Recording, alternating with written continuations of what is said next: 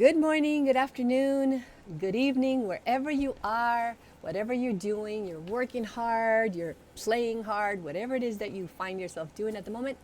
I hope you enjoy it, and please spend some time with me learning the rules of this game. Remember the last videos I said this life is not a game, but to understand it, we're going to pretend that it is a game, and we're going to look at it like a game. And you know that all games have rules, and the one that knows the rules has a better opportunity to win the game. Because if you don't know the rules and you begin playing, your opponent is going to do whatever he needs to do, and you don't know whether he did it right or he did it wrong. You don't know what to say. You don't know what to do. You're just like waiting for them to tell you, and you're like, what do I do? Right? So, in the last videos, remember I said that there are bad people in government, good people in government, there are people all over the world, good and bad, right? And I'm a Christian, so if you're a Christian, you understand that we all fall short of the glory of God. We all sin against God, right? But as a Christian, we get forgiveness because we repent. God gives us faith and we repent. We're now able to repent because he gives us the faith in him. And so he forgives us.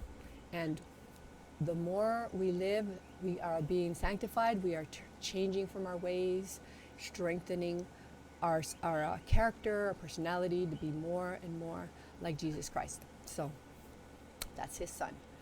Now, so there are some government servants, agents, trustees of the people, and some of them are going to be, God's going to deal with them, and he's going to lead them to repentance, right? We don't know who they are. Only God knows who he's going to reach.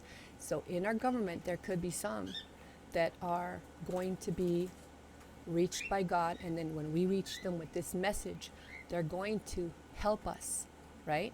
And then the bad ones, the ones that are self-serving, the ones that are going against their oath of office, they are who we're talking to, and we're going to correct them, because just like God has mercy, God has justice. So the ones that don't want to, they don't want to believe in his son, they don't care about him, they're going to receive justice. So whatever they did wrong, that's what they'll receive, according to that, whatever they did right or wrong, right? Because that's justice.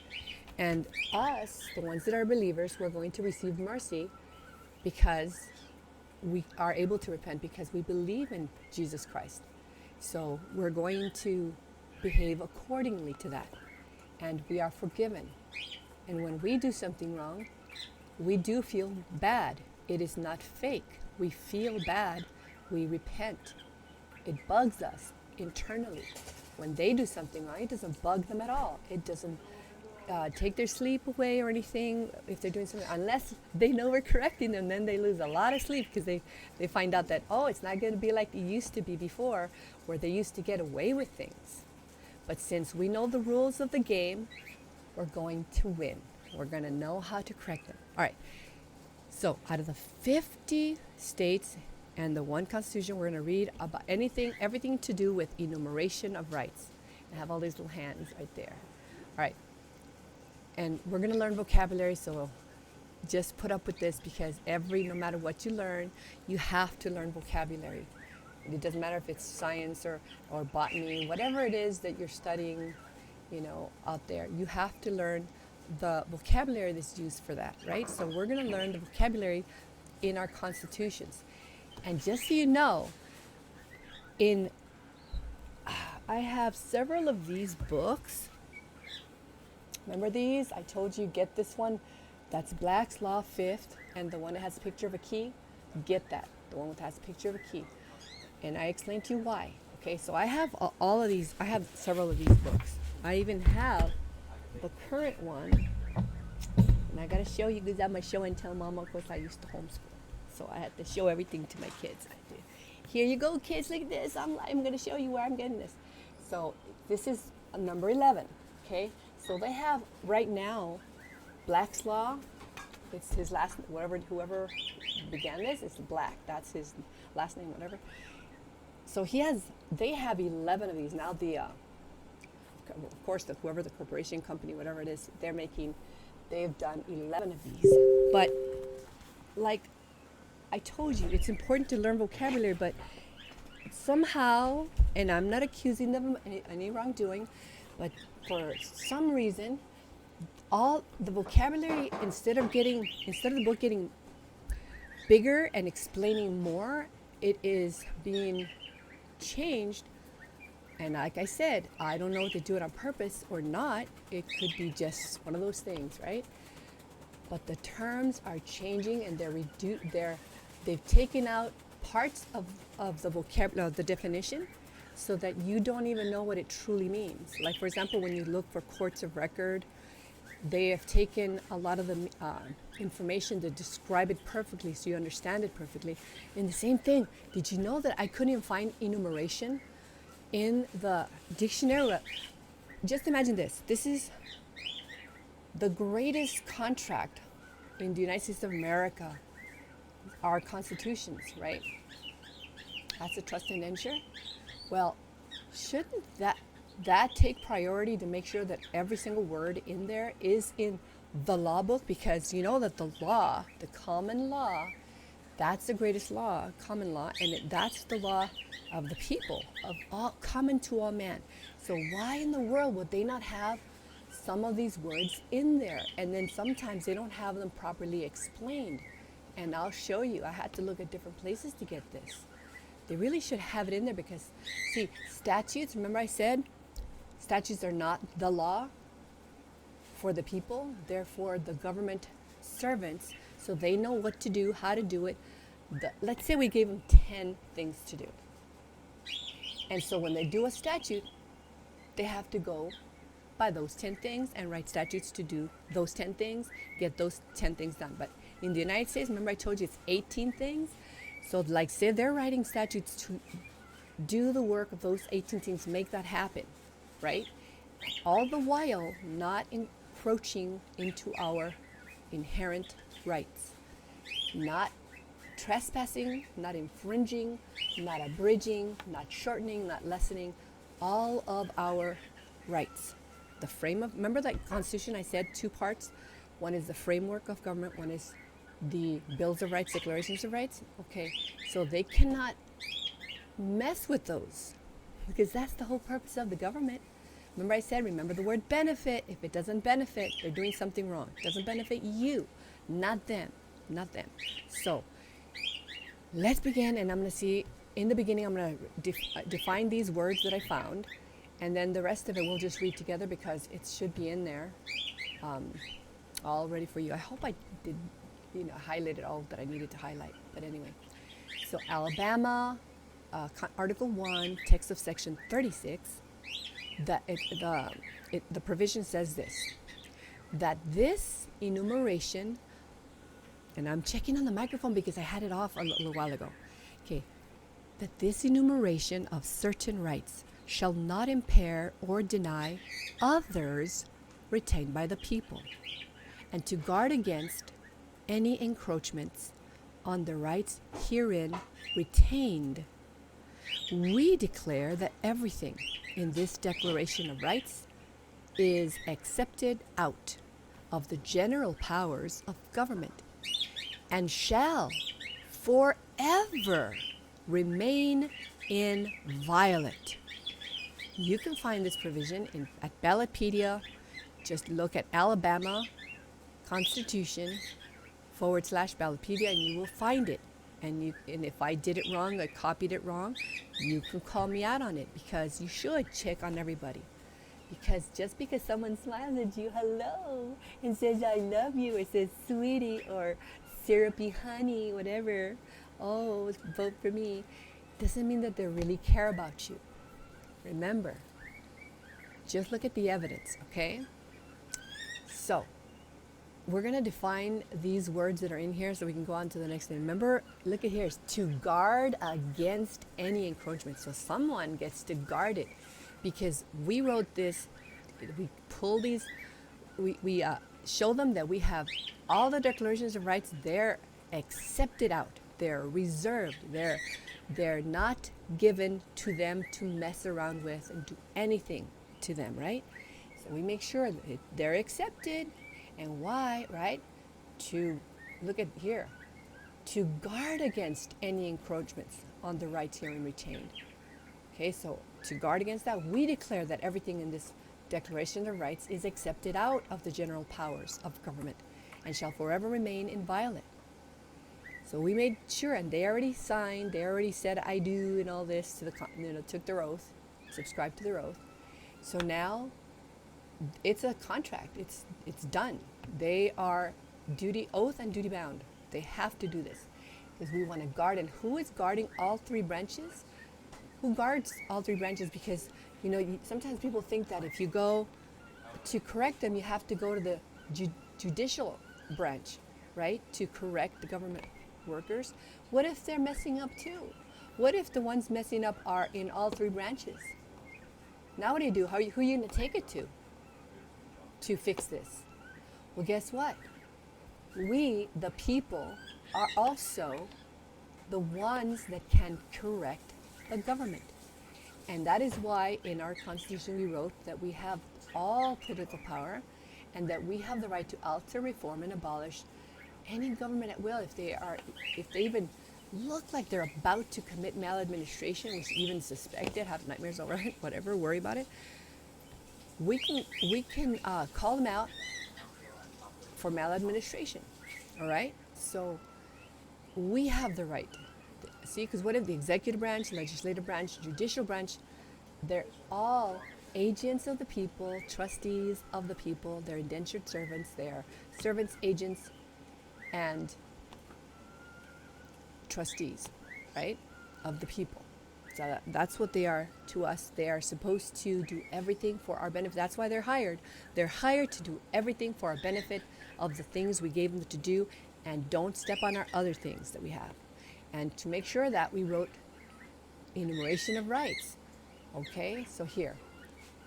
So for example, I just want you, as you're reading this, keep this in mind, because this is not inside the provision of enumerated powers, but I wanted you to, I need you, as we learn this, as we study this, to keep that in mind, that you have all political power. See, look at that, all political power is inherent in the people. Notice the word all. It doesn't say some. It doesn't say a little bit of political power. It says all. That means if we have it all, what do they have? If we have all political power that is inherent in the people, it doesn't say, and some is inherent in the government servants. Do you notice it doesn't say that? You have to pay attention to what it says and what it does not say. What it does not say is very important too. That's so important to pay attention to. What does it not say? All right? So, all political power is inherent in the people, not the government servants. And all free governments are founded on their authority. See the word there? Who is there? That's all the people. On their authority, that's us. And instituted for their benefit. What? Whose benefit? Their benefit. Whose? In the people. The people's benefit. And that therefore they have at all times. Who is they again? Who has that? They, the people. Look at that. They, the people, see, have at all times an inalienable and indefeasible right to change their form of government. We do. They have at all times. How many ways can we, it says here, therefore they have at all times an inalienable and indefeasible right to change their form of government. When can we do it? At all times. Okay, at all times, does that mean we have to wait for an election? Or for an impeachment? Or for a prosecution, like take to court and wait to see what the judge says, which is a government servant, which is an indentured servant, an agent of the people. They're oath and duty bound to defend our rights. Get up, defend our rights. It says here at all times. So it includes all three branches that we have the political power, and we see this. We have an inalienable and indefeasible right to change their form. Whose form? the people's, their form of government, which means we can correct the judicial branch. We look at them. You know what? We're afraid of the judicial branch because they make us say your honor. Oh, your honor. And they make us, and they have police there with guns, you know, whatever, the bailiff, whoever's there standing with a gun in the courtroom, and they make us feel, and then that we sit lower than they sit high, the judge sits high up and behind a rail and all this, you know. We get to enter under their permission to that one side, right? And they make us feel like they're above us, like the judicial branch is above the people. And they're not. Now, if anybody wants to show me evidence that they are above the people, then go ahead and please post it in here. Where in our constitutions does it say that the judicial branch is above the people? All right? Because that's a branch too. And they also had to take their oath and abide by their oath and, you know, subscribe to it, just like any of the other branches did, right? They make us fear them because they wear expensive clothes and suits and have titles that are spooky, like, oh, Your Honor, yes, Your Honor, oh my gosh, they're gonna, if I look at Your Honor wrong, they're going to kick me out of the room, oh my gosh, they're gonna charge me money or they're gonna throw me in jail. Oh, let's tremble in our seats. Oops, I peed on my pants. Oh, 'cause I'm so scared. Why? When there are agents, they are there to benefit us, and if they do not defend our rights while in court, they are breaking their oaths. They're taking a paycheck paid by the people, and they're breaking their oaths because they swore at all times to support and defend the constitutions, which have the Bills of Rights and Declarations of Rights in them. And there are things declared in there, written in there. They can't act like they're blind and couldn't see them, or didn't read them, or didn't speak English, because they're written in English. No hablo inglés. I don't know what you're saying. Oh my gosh, I only speak Latin. I don't know what it says in English. Well, I'm sorry, but that, you know, they're smarties, right? When they become judges and all this, they're smarties. So they're smart enough to read. So they should know better. Not just sit there and let the people's rights be infringed or trespassed, trampled on, right? They're at all times supposed to be alert, ready to defend, that's the reason why they're working for us. Get in there, folks. So remember this, you have to learn the rules of this game so that now you can call them out. Now you know that you have all political power, then you call them out. Oh, there goes, we have all political power, right? And if, look, it's for our benefit, oh, you can call them out, because if they don't do it for our benefit, you can call them out. And look, we have at all times an able and indefeasible right to change our form of government. How do we get to change it? In such manner as who? They, who's they? The people may deem expedient. Okay, so I didn't put the word vocabulary down of expedient, but you can look it up. It means quickly. It means fast. You get it done, like right now, boom. Or what's expedient? To wait for 4 years for an election, or 2 years, or whatever it is, for an election. Or wait to see if some good guy in government decides to correct the other guy in government, or gal, and wait to see who says what. Oh, there's Matt Gaetz. He's talking. Let's see what he says. Oh, look at all the good things he said, or bad things, whatever you guys believe. Oh, here comes Nancy Pelosi. Let's see what she has to say. Oh my goodness. If you feel that what they're doing is harming you, because if it's harming you, they're our agents. They are our servants. They are trustees, and they're oath and duty bound, and it has the word treason in it. That's why you need to know how to play this game, so they can't mess with you, because you're not at the bottom of the barrel. Who told you that? Didn't they tell us that we're way at the bottom and they are our leaders? And they could tell us they lead us to the green pastures. No, who does that? Jesus Christ does that. God does that. Lead us to the green pastures and all this. The government servants. Have you ever heard? servants, the servants, to serve. To serve. They didn't say leaders anywhere. Okay, so now they're supposed to do it for our benefit. Now, if they don't, guess what? You can correct them, and we're going to teach you how. If you want to learn, come learn. Okay, so now we have to do it expedient. Look at, they may deem expedient, however we want to do it, in such manner, in such manner. We're the bosses, in such manner. How do we change our form of government when we see that it is absolutely about to destroy us? Not that it is, folks, okay? They're doing wonderful things. If you want to believe they're doing wonderful things, you're free to believe that. If you want to believe they're doing terrible things, you're free to believe that. I'm just saying that if a government, any branch of government or any servant that works in the government for our benefit, if they misbehave, if they infringe upon our rights, you get to correct all that. Not that they're doing it now, because, right, I'm not saying that they're doing anything bad right now. Am I saying that? Am I saying they're doing something bad right now? I'm not saying that. It's up to you to determine that. Are they doing something bad? Do you feel that it's good or bad if the price of gas is going up? Do you feel that it's good or bad if your food is costing you more money?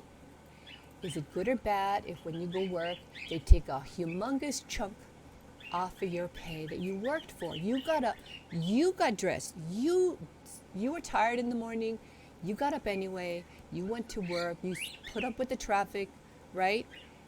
Or did it flow nicely for you and got to work, quickly? Or was it kind of jammed? Traffic jams? You worked for that money, but why is a big chunk being taken? If you think that's okay, great. If you think that it's not good, then do something about it. You're the boss. You're the owner of these governments. You're one of the people. You are the posterity, right? And you have all political power. And you can change our form of government in such manner as we may think expedient, quick, as we may think fast. What's fastest? Is it fast to wait for an election? Is it fast to wait for impeachment? If they're about to burn you down and you're about to die because they're doing something unconstitutional, you have to wait to exert your powers? You have all political powers. Not that they're doing anything bad. I'm not saying that. I'm not saying they're doing something bad. I'm not saying that it's bad that the price of gas is costing more. I'm not saying it's bad. Well, I could say it for me. I think it's bad for me. I think it's bad. I don't like it. But maybe you like it. You're free. You get to like it or not like it. You get to determine whether it hurts you or not. Does it hurt you that they're doing that? That your kids are not the best educated on the face of the earth? Do you like that kids are not? But maybe they are. And maybe in your mind you think they are very educated. They can compete with all the new professionals on the globe. Your kids. They're your kids. Do you feel that they're being educated properly? If you do, great. Smile. If you don't like it, if you don't think they're being educated properly, do something about it. You can. You have all political power. It is inherent in the people, right? And all free governments, the free governments meaning where we don't have slaves. These kinds of governments, it's a Republican type of setup where the power, all political power rests. No, it's not rest. It is inherent. Wow, that was a close one. Doesn't rest in the people. It doesn't rest in the people. Be careful with your words. It is inherent in the people. Inherent in the people. That's a mighty powerful word, you guys. I'm trying to tell you this. So, it's inherent in us. It originates in us. It flows from us. And some of our power rests on them. With them. It rests. It flies from us. Flutter, flutter, flutter, flutter. And it comes to rest like a butterfly on them. And they get to use our power for our benefit. It must be for our benefit. All right. So you understand this. Keep this in mind whenever I'm going to be teaching you and showing you, because I'm going to give you all the provisions in one single document that are related to each other from all 51 constitutions. And you can do that too. I'm going to post this somewhere so you can just print it out and then verify for yourself whether it is really found there, and it'll be a shortcut for you to just do it yourself or whatever. Or you can just go straight and do it yourself. Go to Ballotpedia, get that constitution down of all 51 constitutions, and then separate for yourself in a document, separate all the provisions that are similar, that are on the same topic. So you'll have what each group of people, of we the people, wrote in their constitutions. But you see, we're free, we're us, we're the bosses, so we get to use all of them. So if one explains it better and gets your mind, you can use that. You can use any one of them. Oh, you can use the old ones. In the old constitutions, the original, not the amendment ones. You can use every single constitution that the American people have or had. You can use it. You can look for your rights that were written in the original documents, and if it words it, because all you have to do is how to say it. If they said it the way you want it to be said, you can find them there and you can use it. Okay, that's all it is, because your power, your inherent rights are in you, stuck to you like skin. And all it is, when our founding fathers wrote it into the constitutions, they wrote it using words, trying to get the message across. Remember the airplane I said that the ideas up here in the mind, and they're going to fly it over to your mind? Well, we're flying it over to the mind of the readers, which is the people. We have to read it, and it's our indentured servants. They have to read. So we're trying to get that message across. Here goes the plane, and it's got to land inside their brain, and they have to understand it. So you have to use clear words. And our founding fathers wrote all this. So if you need a right, it's not quite expressed right in these constitutions, go look for the old ones. Use the old constitutions. Because remember, there are two parts in the Constitution: the framework, the way things are the framing of that government, how it's going to function in that state. And while it functions in that state, they get to work all the time. Careful! Oh, there's one of the people. Don't step on their toes. While we go do the street sweeping, don't run over their toes. While we're over here doing this or that, do not step on their toes, on their inherent rights. We'll do our government servants are supposed to work and not hurt us in any way. Learn the rules of this game. We're winning. We're going to get this control back. This is wild. If it's wild and runaway, right? You get to decide. My opinion is that it's a bit on the overreaching side. It's a bit of runaway. It's a bit wild right now. I see it as many of them are breaching their oaths. That's what I see. That's what I'm observing. What are you observing? Do you see that? Maybe you're observing that they're doing everything right. And if they are, smile and be happy, because it's the kind of world that you want to be in, just like that. But if you want it better, if you want America to be better, if you want America to be better, you don't think it's the way it should be, do something about it. You can. Peacefully, always peacefully, with 2 pieces of paper, notice and affidavit. Come learn how to do it. Dave Jose shows us how to do it. All right. So here we go. The next one. Let's learn about the word enumerated. This is the one I'm trying to tell you.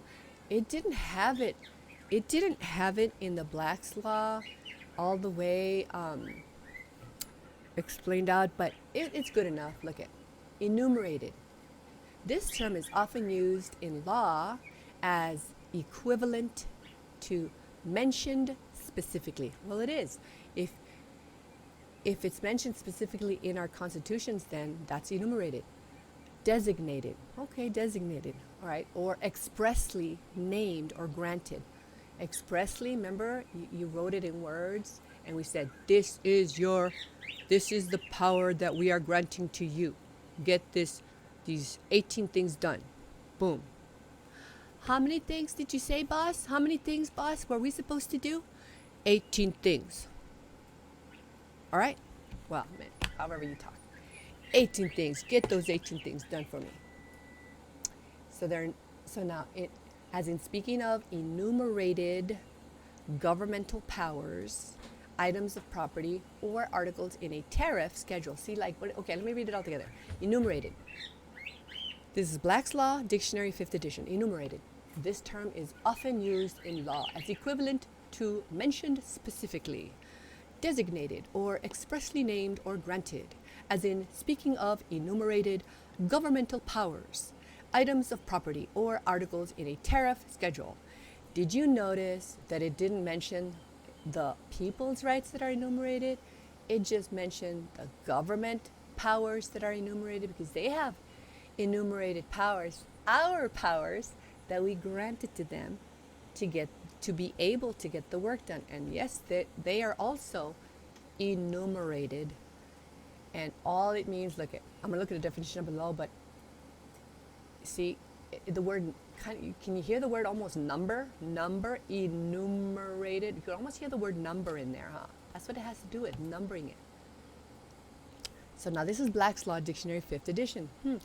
I would think they would give it more thorough explanation and mention the most important thing here, too, is the people's rights that are enumerated. All right, but they didn't. They don't have it. All right, so I went to, where did I go to? I went to this. This is Black's Law Dictionary, 5th edition. It says here,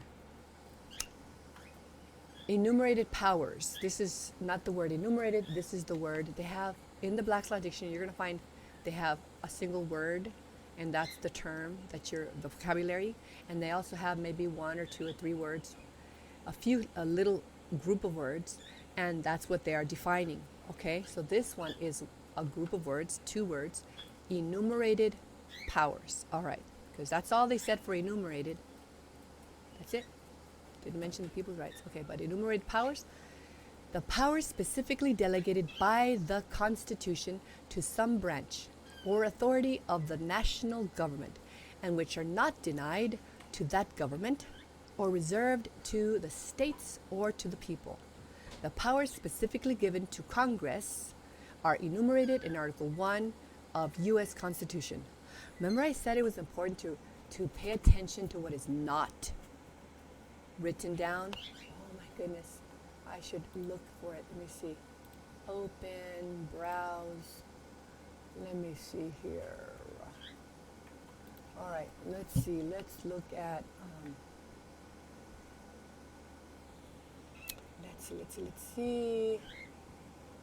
Oh, you know that I haven't eaten today. Hold on. I have not eaten today. Let me check something. Okay, so I was going to look for something, but I haven't eaten. I'm lightheaded. I'm just going to explain a little bit more. Oh yeah, I know exactly what I was looking for. Because, seriously, I've been trying to do so many things, and this week I couldn't do any videos until now, and so I'm in a hurry to do it, but it's so much to do. Okay, here I have 18 things, just so you know. Okay, really quickly, just so you could look at it. Look, I have it here. The 18 things that they're supposed to do. I have them in color just because I like color, all right? You may not like color, you may like it all black and white, but kids like color. Kids like color, and they see things if they're in chunks, little tiny bite sizes, because if you make them drink too much or eat too much, put so much food in their mouth, they'll choke, right? It's too much. So I like chunking it into little, so you can look at only the blue one right here. There's the Congress shall have power to, and then it has, so there's 1, 2, 3, 4, 5, 6, 7, 8, 9, 10, 11, 12, 13, 14, 15, 16, 17, 18, and we're done. Look at that. We're 18. That's it. And now you have the link right here where I got those things. And it is where is it? It is the United States Constitution, Article 1, text of Section 1. No, it's not text. Oh, that's all legislative powers. That's a different provision. But here, the 18 things, look at where it says Article 1, text of Section 8. This is because you need to know what article, where to find it, right here, where to find it in Article 1. And then you go to text of section 8, because in the article there are many sections. So you need to know, well, where is it? It's in section 8, right? But notice in this definition right here, where Black's Law, the professionals, the super, well, do you think they're wealthy? Do you think they have a lot of money? Do you think they have a lot of intelligent people over there writing the dictionary, making sure that the students that are studying law are learning the new words, the new vocabulary? Well, look at what here. It doesn't even tell them. I mean, like maybe they ran out of space or time or something. It just says Article 1 of U.S. Constitution, but it doesn't tell them that it was in Section 8. I'm just saying, why don't they have it also in there? Okay. And also, and look at it says here, the power specifically delegated by the Constitution to some branch. It says delegated by the Constitution. Is the Constitution able to delegate? I thought the people delegate. I thought that the people, well, they can delegate too if we allow them to delegate a certain power. If we allow them to delegate that power to get the job done for us, and if we do not let them delegate that power, and they delegate the power to something else, to either another branch or to an agency, and we said no, this is the way I want this power to be, right here, vested right here. And if they delegate it away, they're not supposed to do that. I hire a babysitter, a girl that's has taken babysitting classes, CPR and all this, and I let her babysit my 5-year-old, or 1-year-old, one year old and a 5-year-old. But this is she's a young gal. She's 25. She studied all about CPR and knows she's smart. Then she wants to go to the movies, so she hires a friend of hers to go ahead and babysit my kids. I'm not there, so she didn't ask me. But she has Joe Schmo. I like the name Joe, but Joseph. But I'm just making a rhyme. Joe Schmo. Pick whatever name. Papa Smurf. If she hires Papa Smurf to come and babysit my 5-year-old, my 1-year-old, she delegated that power. I didn't give her permission to do that. They don't know CPR. They don't even know me. I've never met them before. Who are they? And then they start doing other things that I didn't allow them to do. I didn't grant my babysitter to do anything else but watch the kids, keep them alive while I'm on this outing, whatever it is. It's the same thing. They cannot delegate any authority if we clearly said it was vested in them and it has to stay in there. There are some things we said and they have to stay there, right? Don't send it to another branch. Don't send it to another. Oh, here's Jovan Hutton Pulitzer. Watch his stuff. Please look at his things, all right? You can see him. I'm going to leave it up there. Okay. That's why you have to pay attention to what they're not saying. Because the Constitution, yes, it tells them the enumerated powers, the powers specifically delegated by the Constitution. Yes, of course, the Constitution has those exact number of powers written down, like what it is there to do. But it came from us. Why don't they write that it came from us? I'm just saying, it came from the people. The people wrote it in the Constitution. And then the people that wanted to become servants, indentured servants, then they read it and they agreed to it, and they took and subscribed to the oath and agreed to it, right? And they began to get paid. But why don't they write these really nice people in the dictionary world? Why don't they write that it came from the people? They don't write that. All right. So they're avoiding saying delegated by the people and enumerated in the constitutions. I wrote that so I can remember to tell you, but the Constitution and the provision is right here. All right, so now the synonyms for enumerate is the only, I couldn't find enumerate, but anyway, well, now I did right here, enumerate. But synonyms for enumerate, verb enumerate, inventory, itemized list. I found that in the Merriam Dictionary because I just want to make sure you know what enumerate means. Enumerate, save the word, to save, okay, not saving the word. It's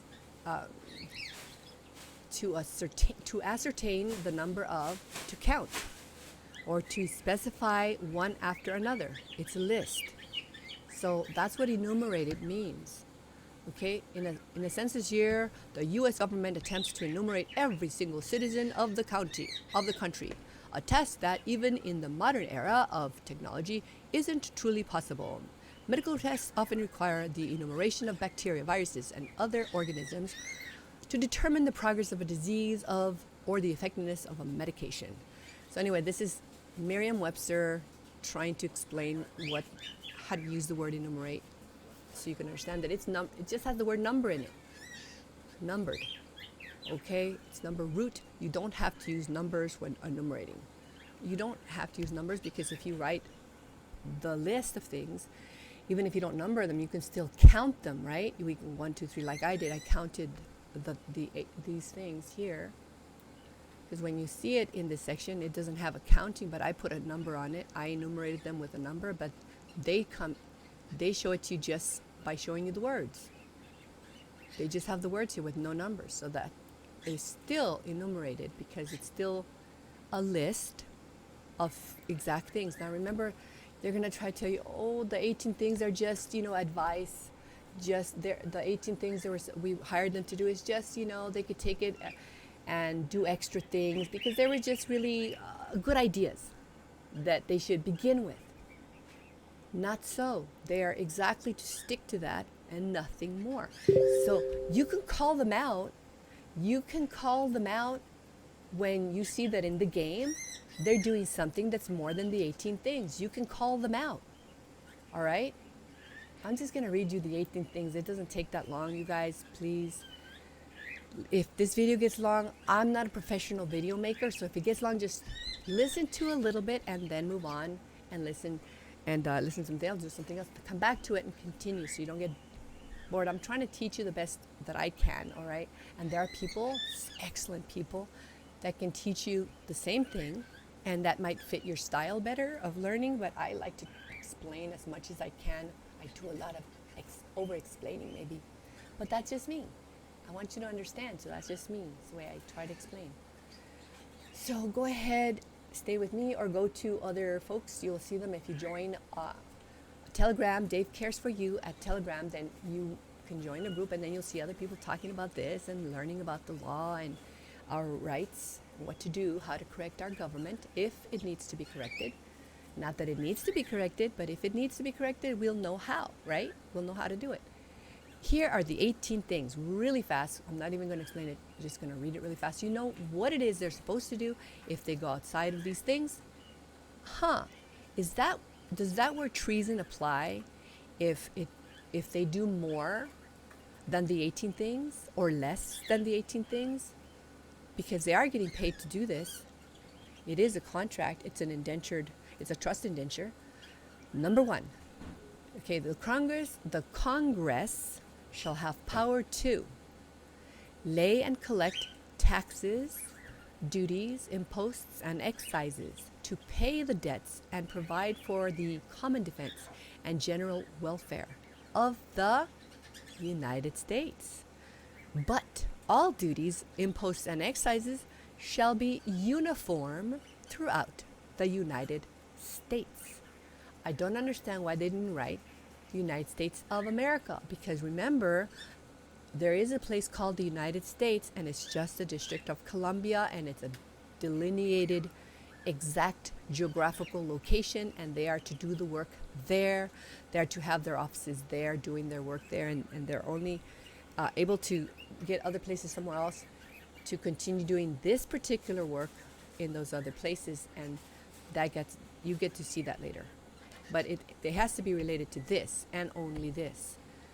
To borrow money. Oh, they have the power to borrow money on the credit of the United States. Okay.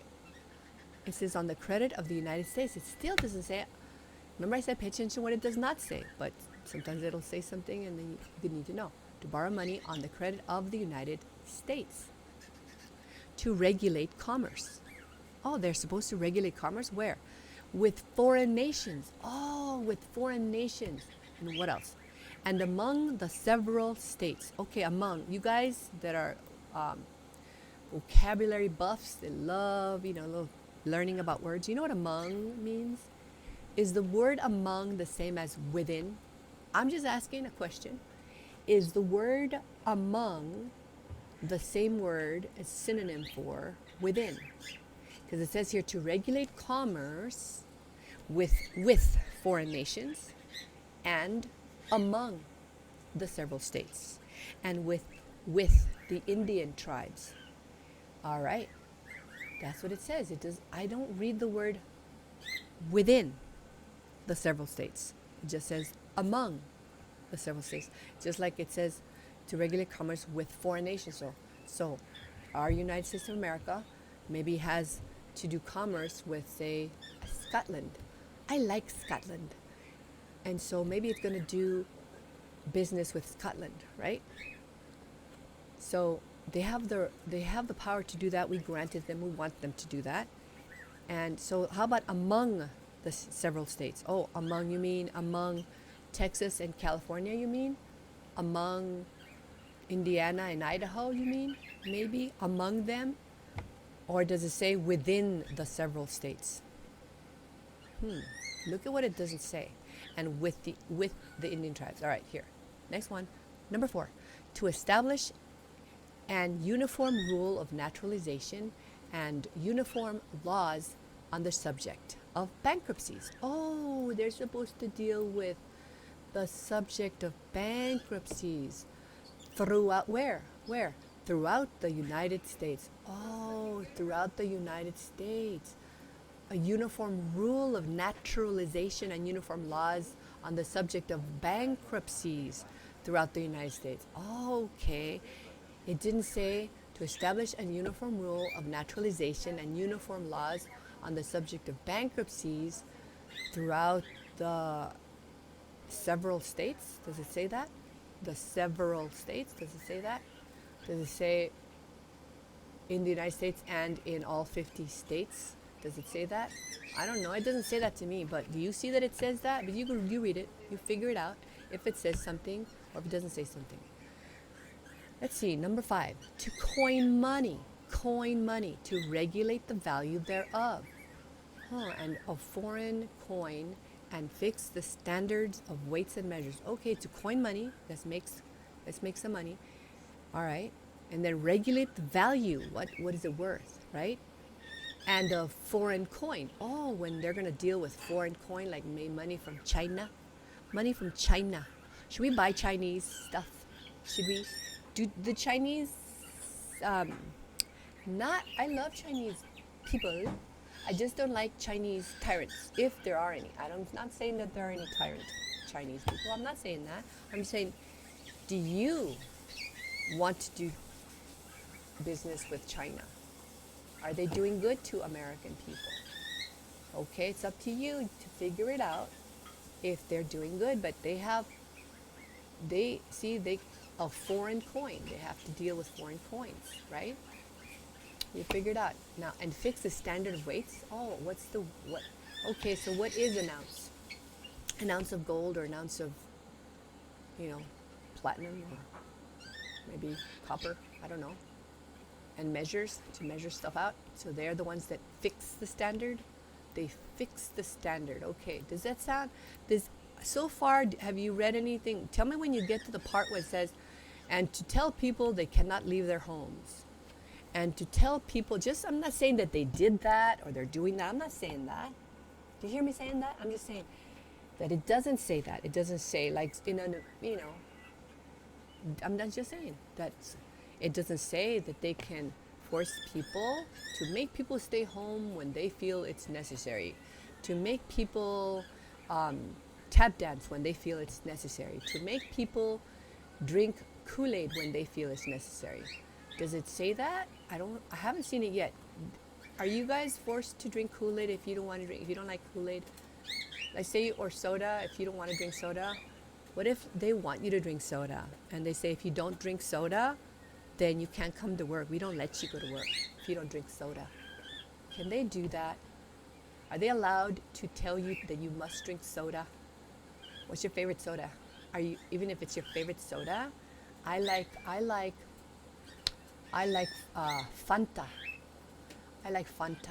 It's orange Fanta, pineapple Fanta. All right. Well, if I'm in government, do I get to tell you to drink that orange Fanta soda? Do I have the power to do that? Does this thing give me the power to tell you that you have to? And if you don't drink the soda, I tell you to drink and I'll give you some choices. I'll give you 5 choices. You could drink pineapple Fanta or orange Fanta, or you can drink the Mexican cola. It tastes really good, right? Because they use real cane sugar. Ooh, but I'm gonna force you to drink it or you can't come to work. Because I'm a government worker and I have powers over you, right? And does it say that here? Let me see, lay and collect taxes, duties to borrow money, to regulate commerce. Let me see, to establish something to do with bankruptcies. Okay, fix the standard weights and measures. So far I haven't seen it, but maybe you have.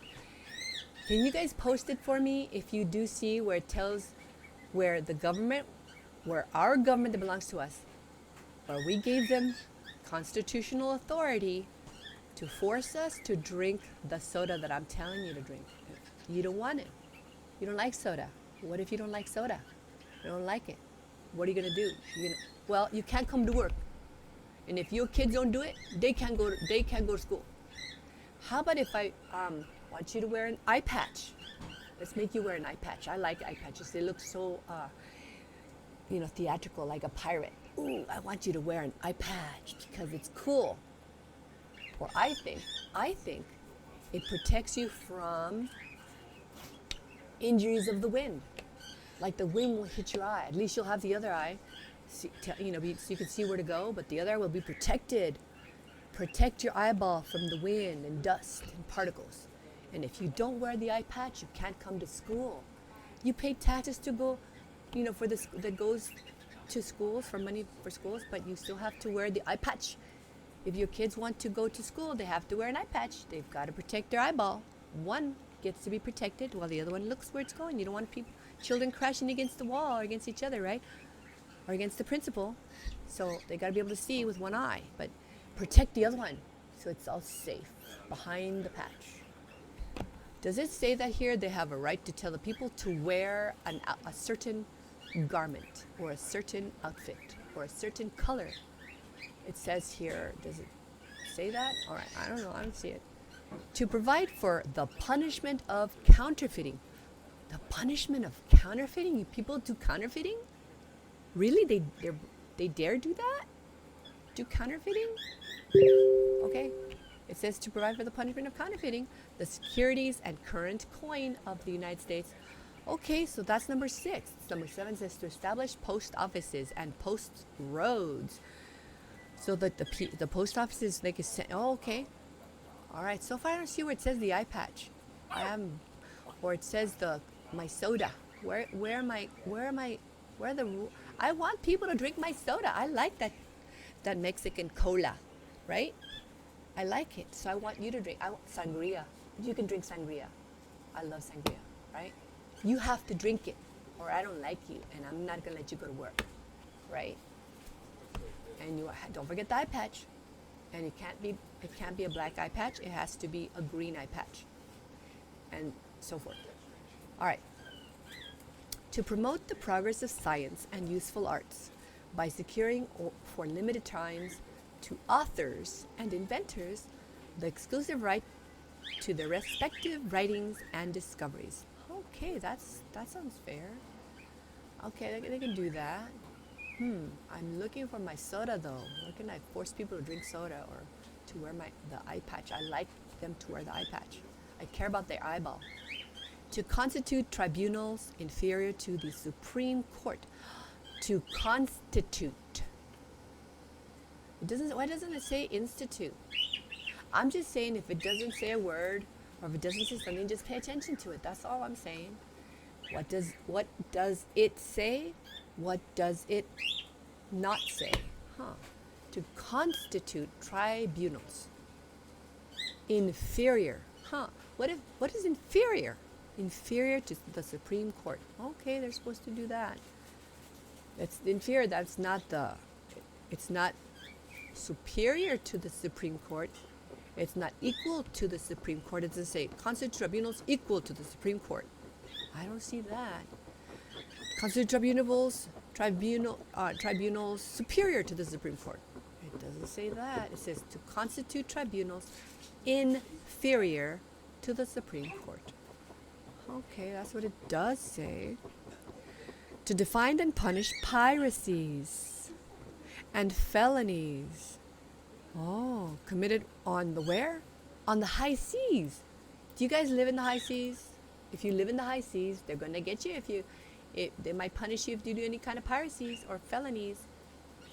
Okay, if they're committed on the high seas. So if you live there, watch out.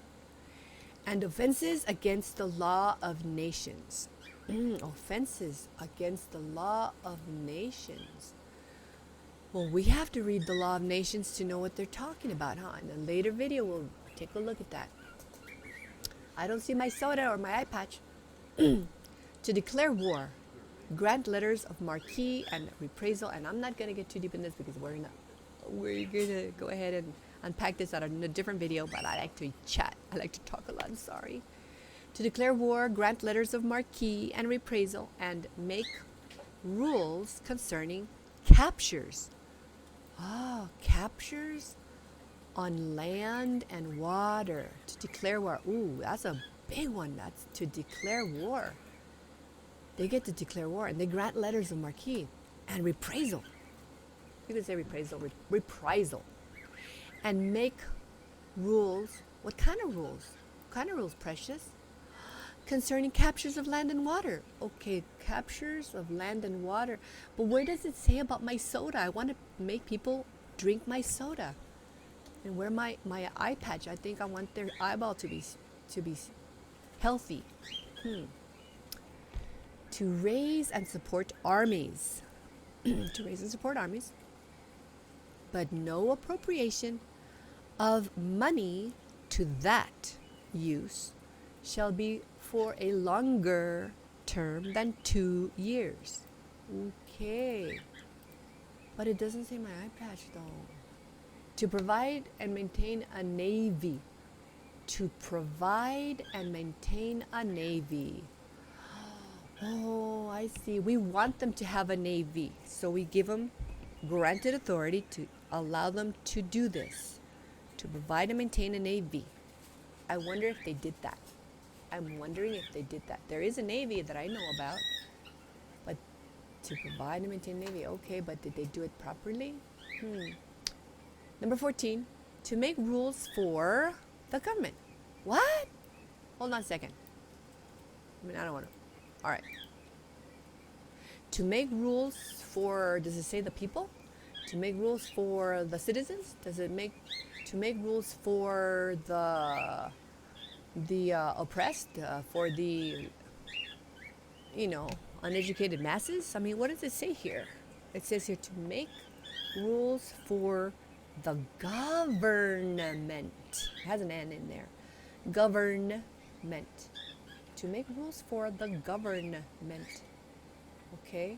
And regulation of the land and naval forces. Oh, the naval forces, not the people again? And regulation of the people, does it say that? I don't read that. Of the land, the people? I don't see it. It just says to make rules for the government. This says to make rules for the government. I just am looking at what it says, and I'm thinking about what it doesn't say. Number 15, to provide for calling forth the militia. Come on forth, militia. Okay, to execute the laws of the Union. Execute the laws of the Union. All right, got to know the laws of the Union, folks. To suppress insurrections, all right, and repel invasions. Okay, that's a good thing that they should be able to do, right? Repel invasions. I like this one. Repel invasions. I like it. But I don't like that. I don't see my soda and I don't see my eye patch. Okay, number 16.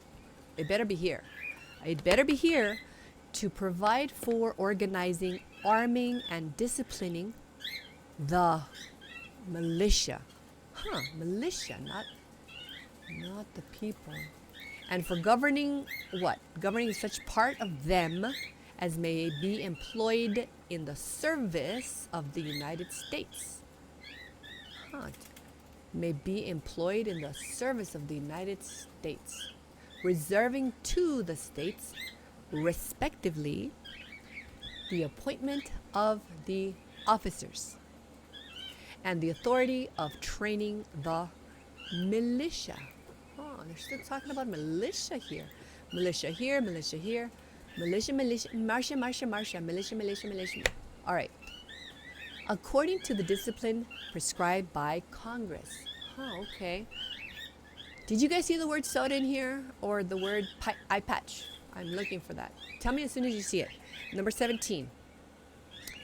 To exercise exclusive legislation in all cases whatsoever. What? To exercise exclusive legislation. Exercise exclusive legislation in all cases whatsoever. Over, oh, okay. Over what? Over such district. What? Wait, hold on a second. What? In all cases whatsoever sounds pretty powerful stuff. In all cases whatsoever. Where? Over such district, not exceeding 10 miles square. Oh, hold on a second.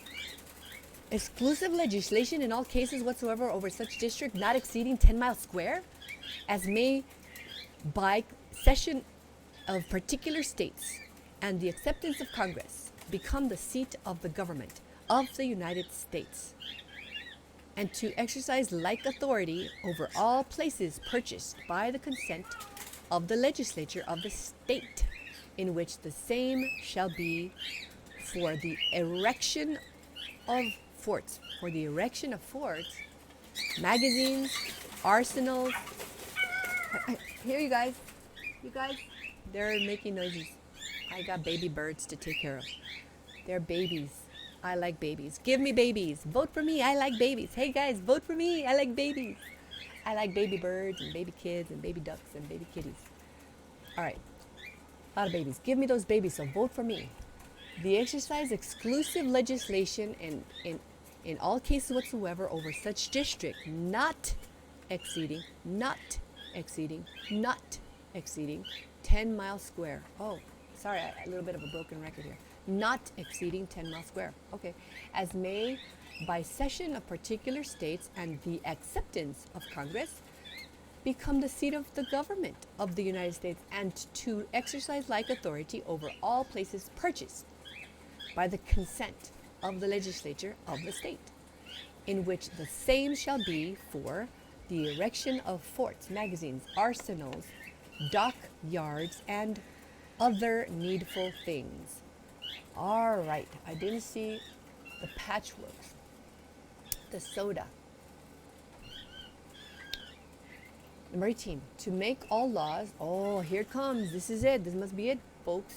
Number 18, that's the last one. If it's not here, I don't know where in the world to look. It has to be in the Constitution. Whatever is written in the Constitution, that's what they swore to support, to defend. If it's not in the contract, they can't make it up. They can't invent it, create it out of their imaginations. They don't have inherent power. All political power is inherent in the people, not in government servants. So they can want to do something, they can desire to do it, but can they? That's here. Let's read 18. Number 18, to make all laws which shall be necessary and proper for carrying into execution the foregoing powers. Oh, for carrying into execution the foregoing powers. Oh, for carrying into execution the foregoing powers.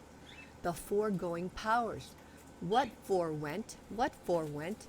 18 things forewent. 18 things forewent. Foregoing forewent. They forewent. They went forward. They went. We've given them authority to do these 18 things. 18 things. 18 things. Okay. And all other powers vested by this Constitution in the government of the United States or in any department or officer thereof, to make all laws which shall be necessary and proper for carrying into execution the foregoing powers, and all other powers vested by this Constitution in the government of the United States or in any department of or officer thereof. That's it. That's the last thing. It didn't tell. It didn't say that I can force people to drink soda, though, if they don't like soda, or to wear the eye patch. What if they want to be able to see with 2 eyeballs, not just one? What if they don't want to protect the one eyeball by covering it with an eye patch? Okay, okay.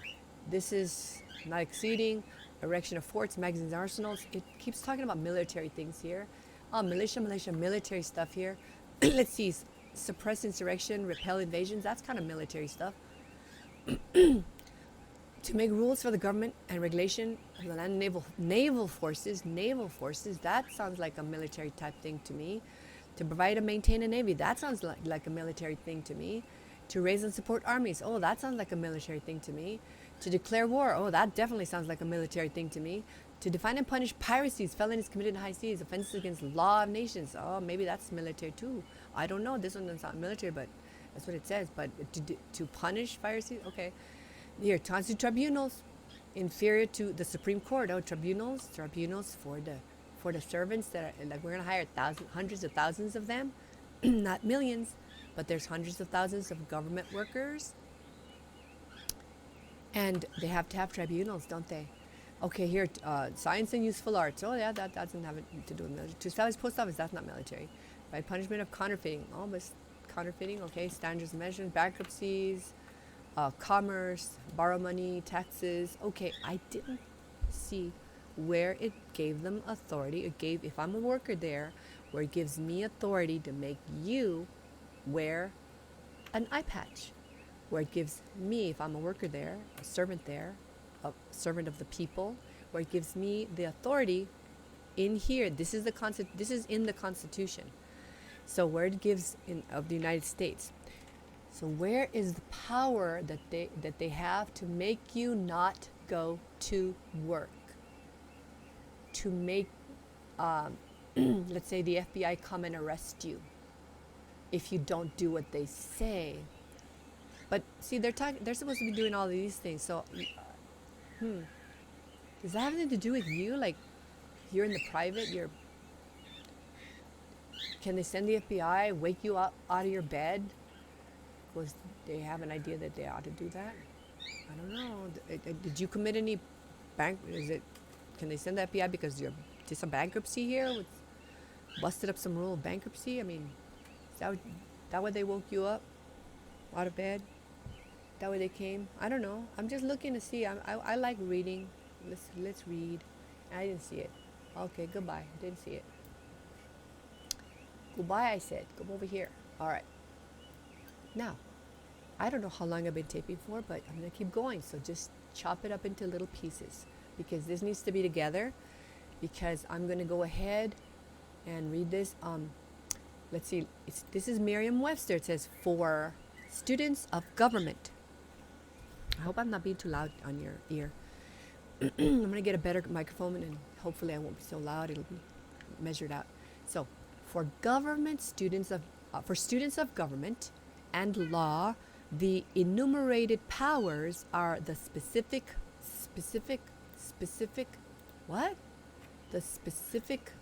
responsibilities of the Congress. What? For students of government and law, the enumerated powers are the specific responsibilities of the Congress, as listed in the United States Constitution.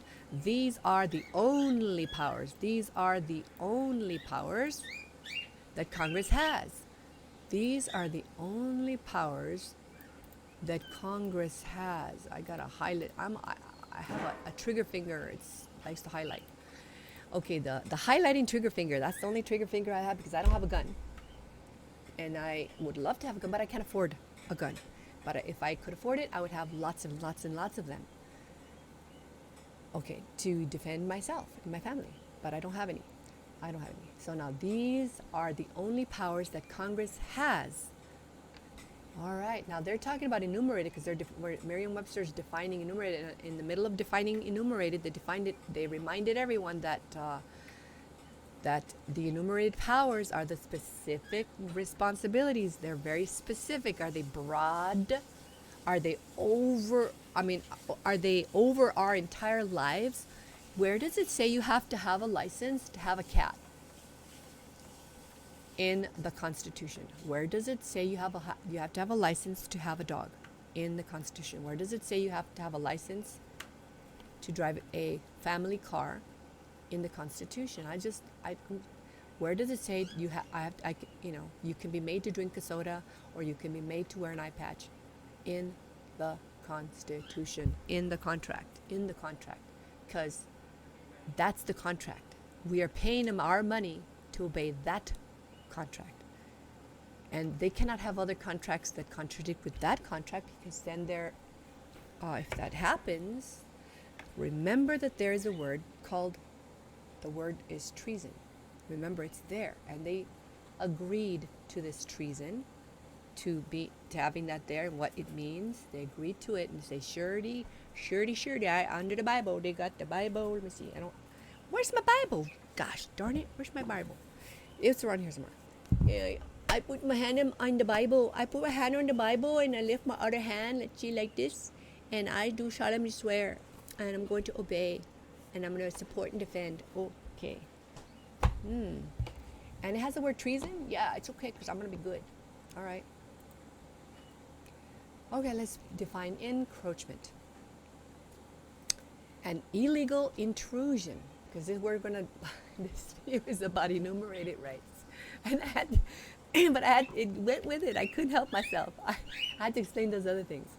Now in the provision that we read up here, remember we read this one provision and we're just starting on one of them, this one from Alabama, and then the other ones are going to go faster because it has all these words in it, and I want you guys to know what these words mean, because that's my airplane. It's going to land in your head of understanding. So we have to know what enumerated is. We have to know what encroachment is. All right. You can skip whatever part you want to skip, because I'm not a professional at making videos, and I have to do it between eating or not eating. I haven't eaten breakfast. Well, no, did I eat breakfast? I don't know. Nope, I did not. I did not eat breakfast. And it's 3 o'clock.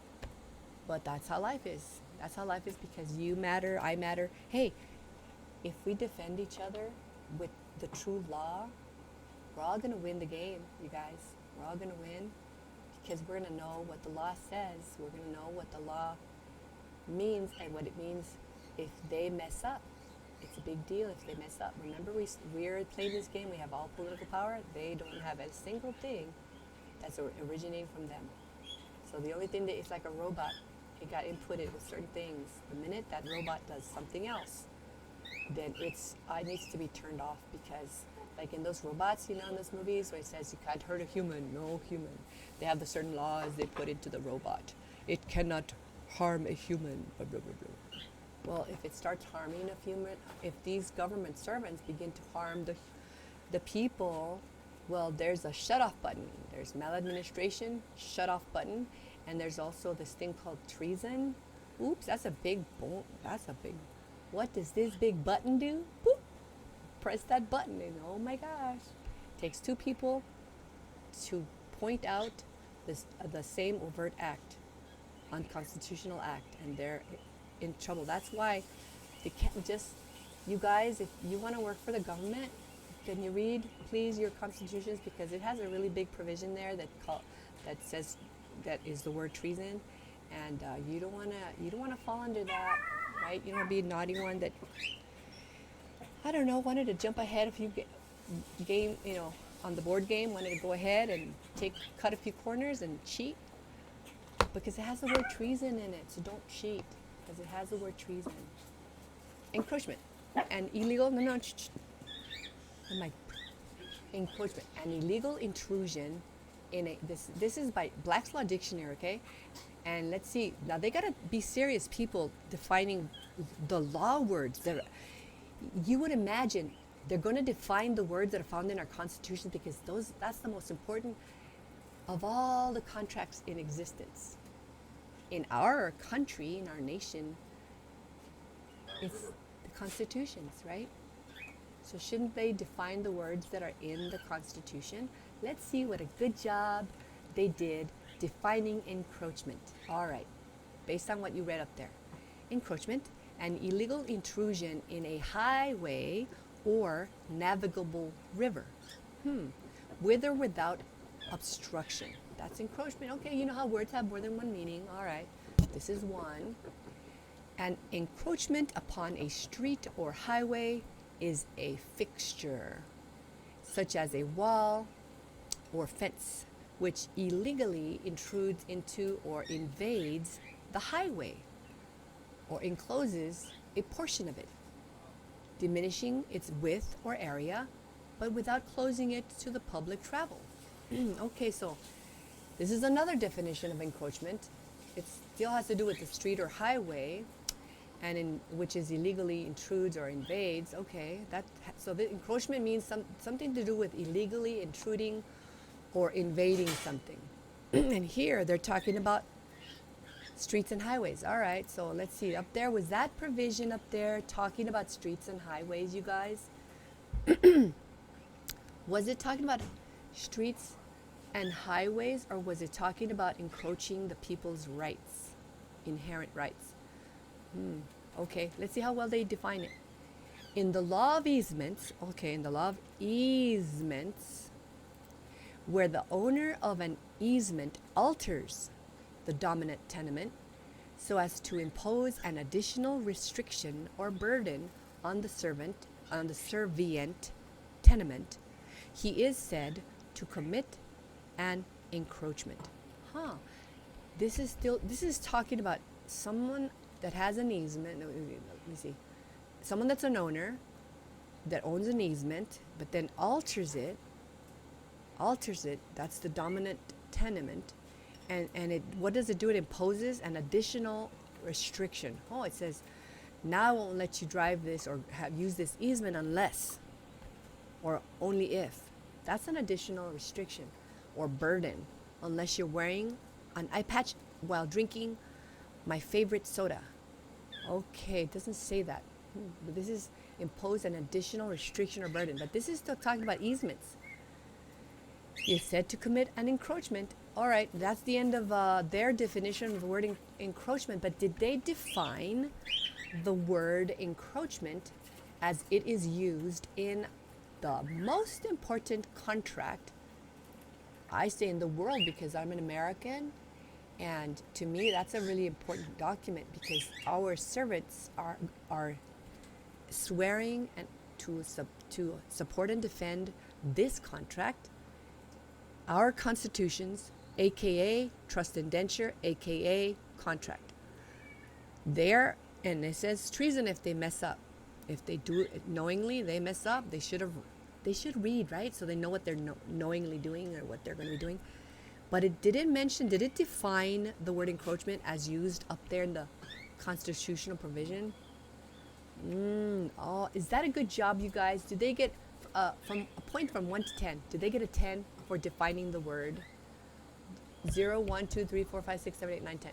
What point would you give them for defining the word encroachment as used in the most important contract? In the most important contract. Let me see, where there it is. This contract says, let me see, to guard against any encroachments on the rights. What? On the rights. On the rights. Does it say on the street? Does it say on the highway? Why did they only define that word and talked about it in terms of the street and the highway and easements? But why did they not define it in terms of what the most important contract for the people is? The government is the contract we have between ourselves and the people that's voluntarily said, I will be bound by oath and affirmation, I will be bound by oath. This oath, I will subscribe and take the oath and obey this. Okay, so that's a big contract between we and the government servants. Why did they not define encroachment based on that? And if they have it defined in another book, because I have 11, there are 11 of these Black's Law dictionaries. There are 11 of these. This is number 5. And there are 11. As far as I know, there are 11. They haven't made number 12 yet. But why is it not written? You know, if it's a super important contract, I think I dropped something. I don't know what it was. Was it my shoe? Was it a flower? I don't know. Okay. If that's an important contract, why don't they define encroachment when it has to do with the law that they are to obey? They're supposed to obey this.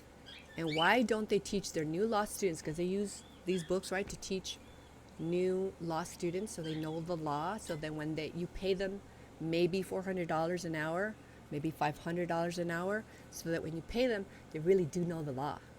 And they do have a license that says they know the law, right? A license that makes it look like they know the law. So how can they know the law if it's not defined with our constitutional provisions that defend us, that protect the people? They must support it. They must defend our inherent rights. But why isn't it defined in that book? I don't know about that. I would give them a really low point for that definition, only because, okay, they tried to explain it, but they missed explaining how it is used, what the meaning is, if it's in our important contract, our constitutions, right? Oh, it gets me upset if they don't do it. I like words. I want to understand what the words mean, and it's not in there. It just talks about the highway, the streets, and easements. Oh, well. All right. So now you need to know what "and" means, because they use this prefix encroachment. They use it a lot for your kids. They need to know what this prefix means. Okay, the prefix "en" means in or within. In or within. En.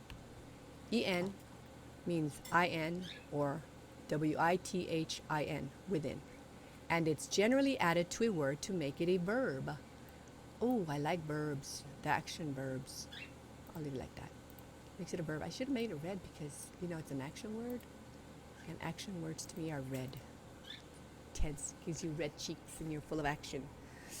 You're full of energy and you get out there and exert yourself. It's a verb. Encroachment. It's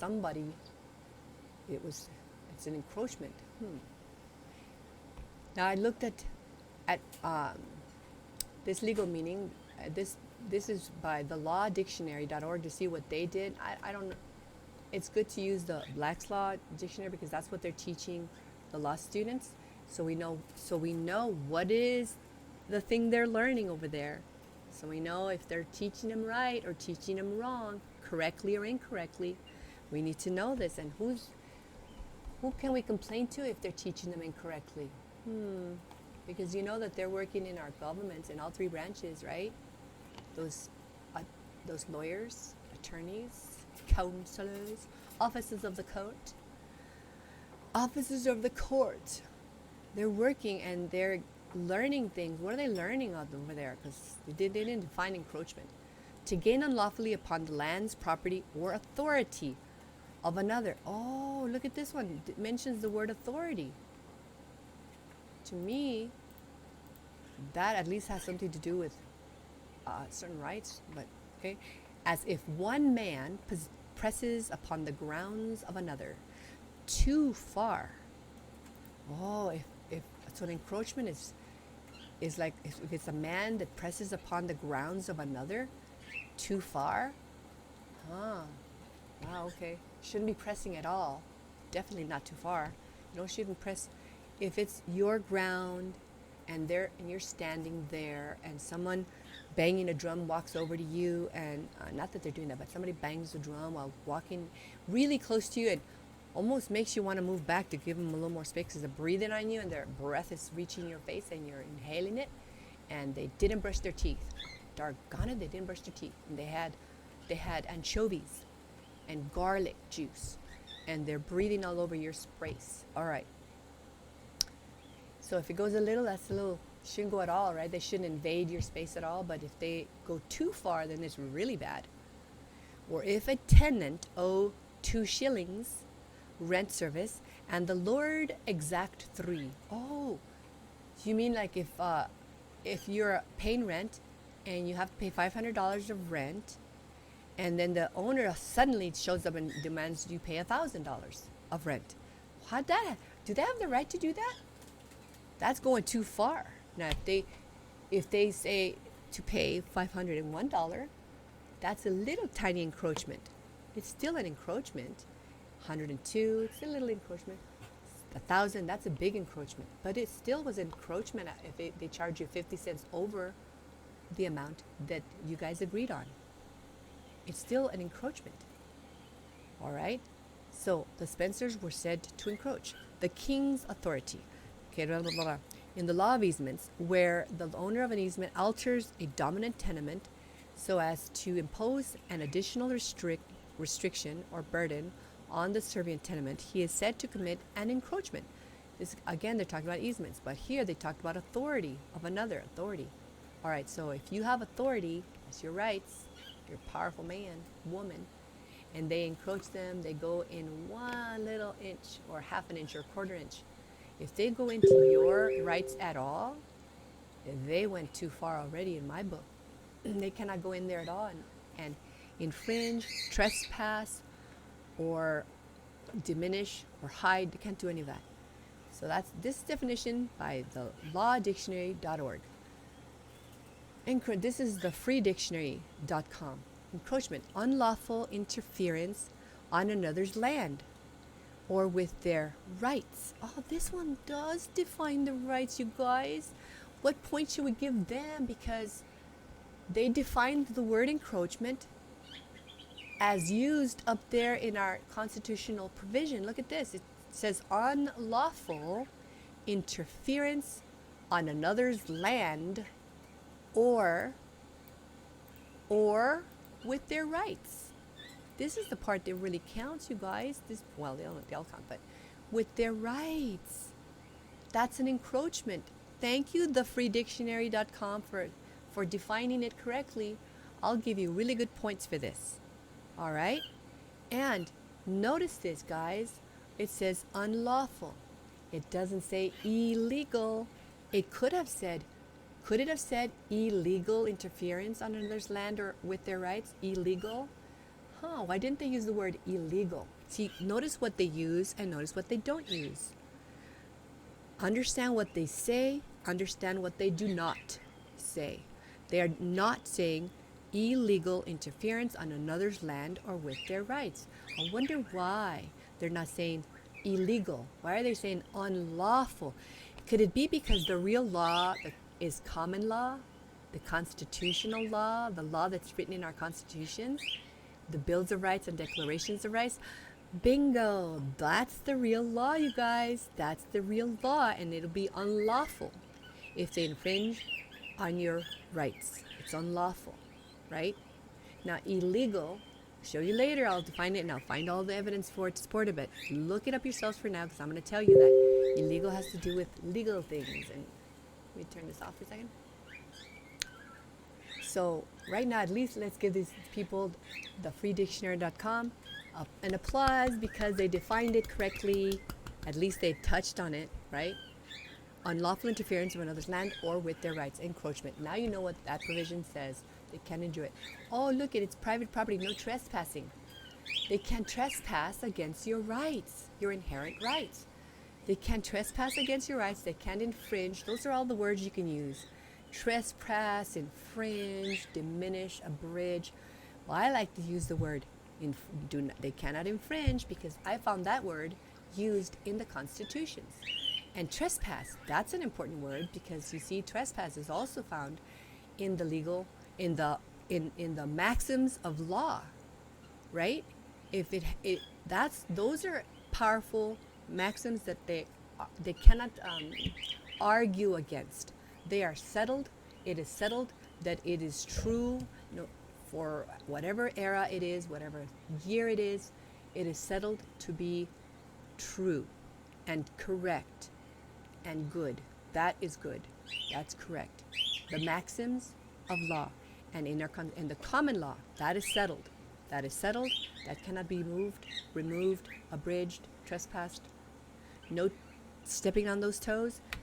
That's no trespassing. Okay, private, keep out of my rights. If they're my rights, inherent rights, God gave them to me. I wrote some of them down in our Constitution, as our founding fathers did, and we are the posterity, so we get to make sure that they keep out. I don't want not a single breath in there, not a single garlic breath in there, in our rights. Okay, don't get so close. You're gonna make me think you're about to do maladministration, and I get to. You know what Dave Jose likes to say?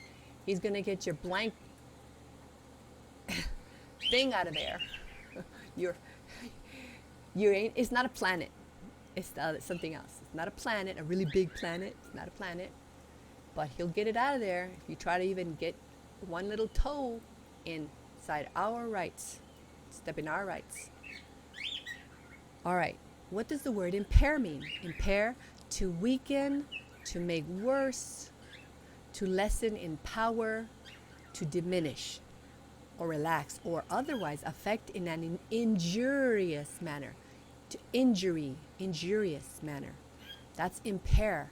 They cannot impair. Our Constitution says, and this is page number 24. Now, look, up there, if you remember reading it, it said it cannot impair our rights, right? They cannot weaken them. They cannot lessen them, make them less. They cannot diminish them, right? They can't do that. It's impair. This is a little wheelchair. If someone is not whole, they can't walk for whatever reason, that they're impaired from being whole, able to do all the things, they cannot do that to our rights. They cannot impair our rights and make us sit in a wheelchair and stay at home. And not have people over, a family, for Thanksgiving unless you wear a particular garment. But if they can do that, please enlighten me, please tell me, share with me, where in the Constitution, always ask them this, where in the Constitution, the highest law of the land though, common law, where does it say that you get to impair my individual inherent rights? Where does it say? Because everything anyone does in government has to be granted, has to be authorized by we the people. And if they harm our rights, which we told them not to, up there to guard against that encroachment, and they encroached into our rights and, ow, my rights, I'm not whole anymore, I'm being forced to stay home. I have to drink a special soda of their favorite flavor because if I don't, they don't let me go to work. Well, I'm sorry, that's encroaching, that's impairing, that's diminishing, that's weakening, that's lessening, that's injuring our rights. Oh my gosh. Retain. The word up there, it has the word up there, it has the word retain. Black's Law Dictionary, 5th edition. To continue to hold. You mean when we say we retain these rights, we accept these rights out of the general powers? We mean that we continue to hold them? They're ours? That can only happen in a republic. It can never happen in a democracy. That is why they want you to be convinced that what we really want is a democracy. That's why in the news you're always going to hear, oh my gosh, that's affecting our democracy. We don't have a democracy. If we had a democracy, we'd be in a whole... We could not correct this government. We would not be able to correct this government if it was a democracy. It would not be corrected easily. Well, we could correct it, but it would take a little... It will be, blood, sweat, and toil to do it, right? To do it when it's a democracy. But this way, when it's a republic, then you just need a couple of pieces of paper and the right words in the right spots, and you're bingo, you got it all corrected. That's what you need to do. We need all of us. Please, you guys, don't be a spectator. Do not be a spectator. Hey, shh, shh, shh. Do not be a spectator, because if you're a spectator, then you're not going to defend your rights. We have to all get in there, right? They're training us to be spectators, watching football and not doing anything just to see who wins, or watching the Republicans against the Democrats against the Republicans. Meanwhile, our rights are being, if our rights are being infringed, who's helping us? If the If our rights are being infringed, and there are Republicans and there are Democrats in there, then why are they not doing something about it? Why can't they get it done? It's going to take us, the people, to do it. You guys get in there, retain, to continue to hold, have, use, recognize, etc., and to keep. To engage the services of an attorney or counselor. Oh, look it, they put their definition in there. Oh, how cute. To engage the services of an attorney or counselor. To manage a specific matter or action, or all legal matters in general. Legal. Oh, I wonder why they say law, matters of the law in general. Anyway, so that's the word retain. You continue to hold it. You continue to have it. You continue to use it. You continue, okay? Keep it. Like this, you keep it. That's the Bible. Use your hands. You keep it. It's yours. You didn't give it to them in the general powers.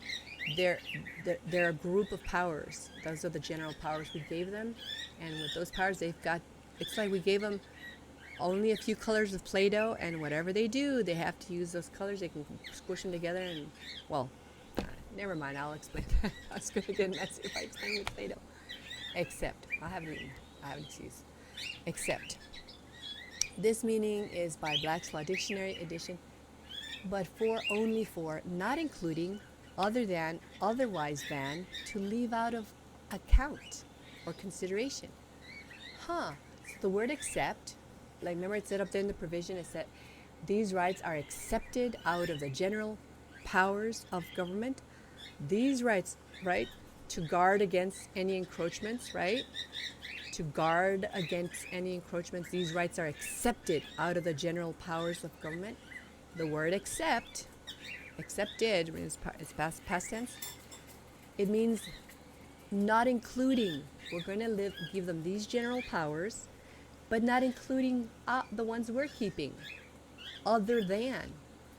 We're going to leave them out of account, out of their enumeration, that we enumerated the things that they get to do, and we enumerated some of our inherent rights, and you'll see the rest. You'll see what else we do with the word enumeration. Okay, it says don't interfere with my rights, my inherent rights. It's off limits, or it's what? What's the word? Treason. If they interfere, if they trespass against your inherent rights, if they infringe on your inherent rights, they are most certainly in maladministration, and probably are committing a crime. Depending on what it is, how it is, and all that stuff, you have to take a good look at it, right? But it's definitely maladministration, and they better not do it. Don't do it. Here's the word accepting. I found this over here under the Black's Law Dictionary. It said accepting. It's a gerund. It's a gerund when it has ing. Accepting. I better look it up because I'm going to look like a fool if I don't remember it right. Okay. Accepting, gerund. As used in a deed, the terms reserving and accepting are used interchangeably, and their technical meaning will give way to the manifest intent. All right. They're kind of having to explain the accepting without going too far. Okay, let's see. The words reserving and accepting, although strictly distinguishable, may be used interchangeably or indiscriminately. Okay, so they use these words even though they're not exactly the same. They're saying that they can be used. They may be used interchangeably or indiscriminately. Reserving, accepting, well, that's in other words, that's a close word to what accepting means. Accept, like, you can eat all of these desserts except this one. This one's for your dad. This one's for your dad. When he comes home from a hard day's work, he's going to eat that dessert. You can eat all these other ones. Pick your cookie, pick your cake, whatever you want, but don't touch that one. Except that one over there. That's accepting. These, but not this one. Okay, this but that, but not that. Manifest, this was on their Law Cornell EDU, right? Manifest, because it said, I'm defining what they said. They said, oh, to manifest intent are used interchangeably, and their technical meaning will give way to the manifest intent of what they're trying to do. Okay, manifest is apparent, clear, obvious, unquestionable, and evident. For example, something that is manifestly erroneous is clearly wrong. So we're clearly telling them that you can, these are the general powers right here, all the cupcakes are here, and the cookies, if you want Jell-O today, these are the desserts you can pick from and use, and these are the general powers, but not this over here, not this, except this. They're being accepted, not this one. Okay, and it's clear and it's manifest. Manifest is obvious. It's written down. Now, what about the word inviolate? Because it was up there in the provision. It had the word inviolate, and we're not talking about a color, the color violet. We're talking about inviolate. It means intact, not violated, free from substantial impairment. Well, to me, if they get in there and they mess me up with one of my rights and they make me suffer, if, say, for example, they take away my home and they don't give me a trial by jury and they make me live in a little tiny box for all these years, right? If they do that, and they violated a constitutional guaranteed right that I had of a trial by jury, because people are guaranteed a trial by jury anytime anyone wants to take away any of your property. There must be a trial by jury, and it has to be free. We'll cover it later. We covered it before. We'll cover it as many times as needed. That it has to be, you're seeking justice in court, it has to be free. It says so all over the place. You read this before. I read it to you. So if they violate something that's inviolate, well, that's really a bad thing. And depending on what kind of harm they do, man, they can be in a lot of trouble, can't they? Okay, so that's what inviolate means. And look, here is a teacup, a saucer and a teacup, and it's not broken.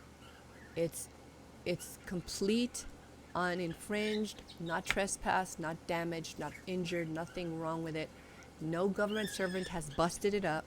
And all around here are all these broken cups and saucers and plates and whatnot. And that all those rights have been infringed. That is not good.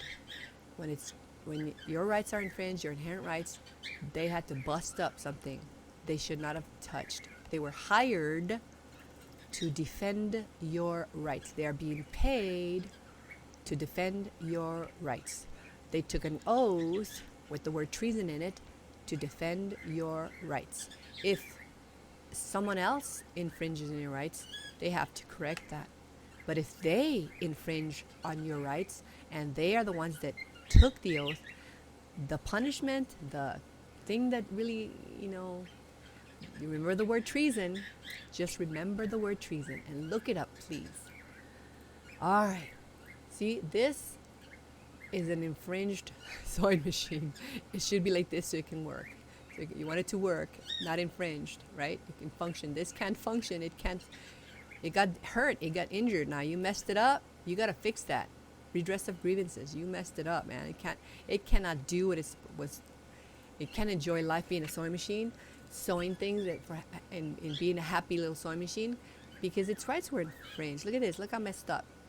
It should be able to do this and be a happy little sewing machine, doing all that God created it to do, right? Here, let's look at the meaning of governmental powers. This is Black's Law Dictionary, 5th edition.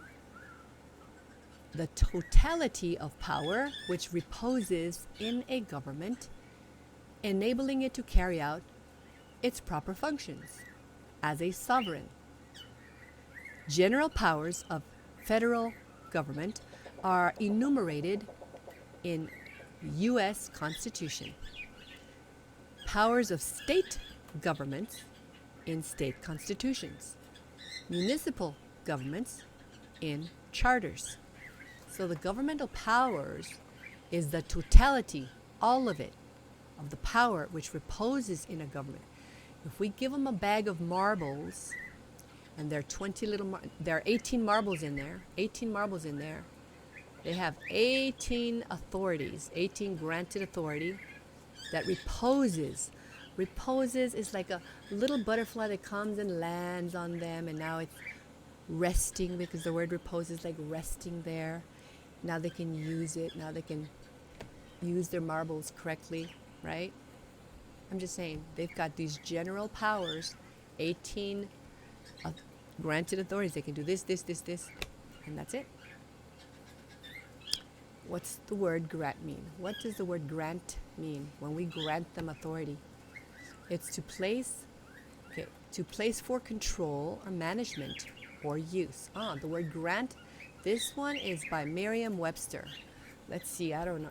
I like to read definitions from different dictionaries, because I noticed that a lot of dictionaries don't have all the right explanations of a word, not clear enough sometimes. It's good to look at different things, but you could see what the students of law use. That's the Black's Law Dictionary. A lot of them use that, right? There are maybe other law books they use, dictionaries, but a lot of them do use Black's Law Dictionary for the students.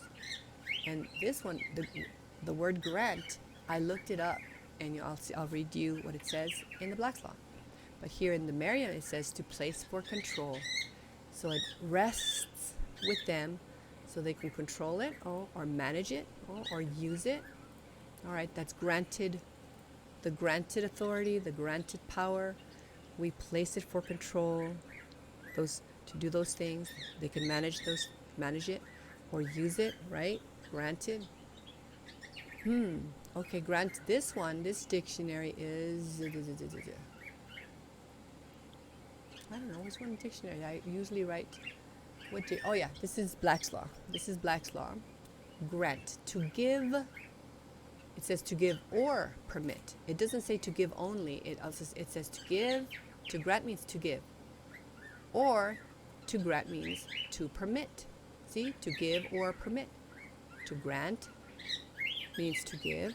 To grant means or permit. So if we grant them authority, that means we're either giving them the authority or we are permitting them to use an authority, right? As a right or privilege, right? Remember, they don't have any powers originating from them, so keep that in mind. So they have to use our power because they don't have any of their own, and we're giving it to them to use, right? We're permitting them to use it. Grant of route authority of a public carrier. That means something else. By the word grant in a treaty, they're going to use it in a treaty, is meant not only for a formal grant, but any concession, warrant, order, or permission to survey, possess, or settle, whether written or parole, express, or presumed from possession. But that's for, they're defining something that's not in the Constitution. They're defining something in the granting it as it relates to a treaty, in a treaty. Okay. Such a grant may be made by law as well as by a patent pursuant to a law. Okay, so that's what that means. You know how words, they have more than one meaning. In England, as an act evidenced by letters patent under the Great Seal, granting something from the king to a subject. So that's what it means also. Like when we talk about England, that's what it meant. An act evidenced by letters, right? So you read that. Here, grantor. Who's the grantor, you guys? Because if the people are granting, if we're granting something, the people, then they're the grantor, right? And so the person by whom a grant is made. Okay, remember the old word person, how it used to mean actual human beings? Well, that's what it means. But it could be a person that's not a human that's granting some authority to some other entity or whatever it is.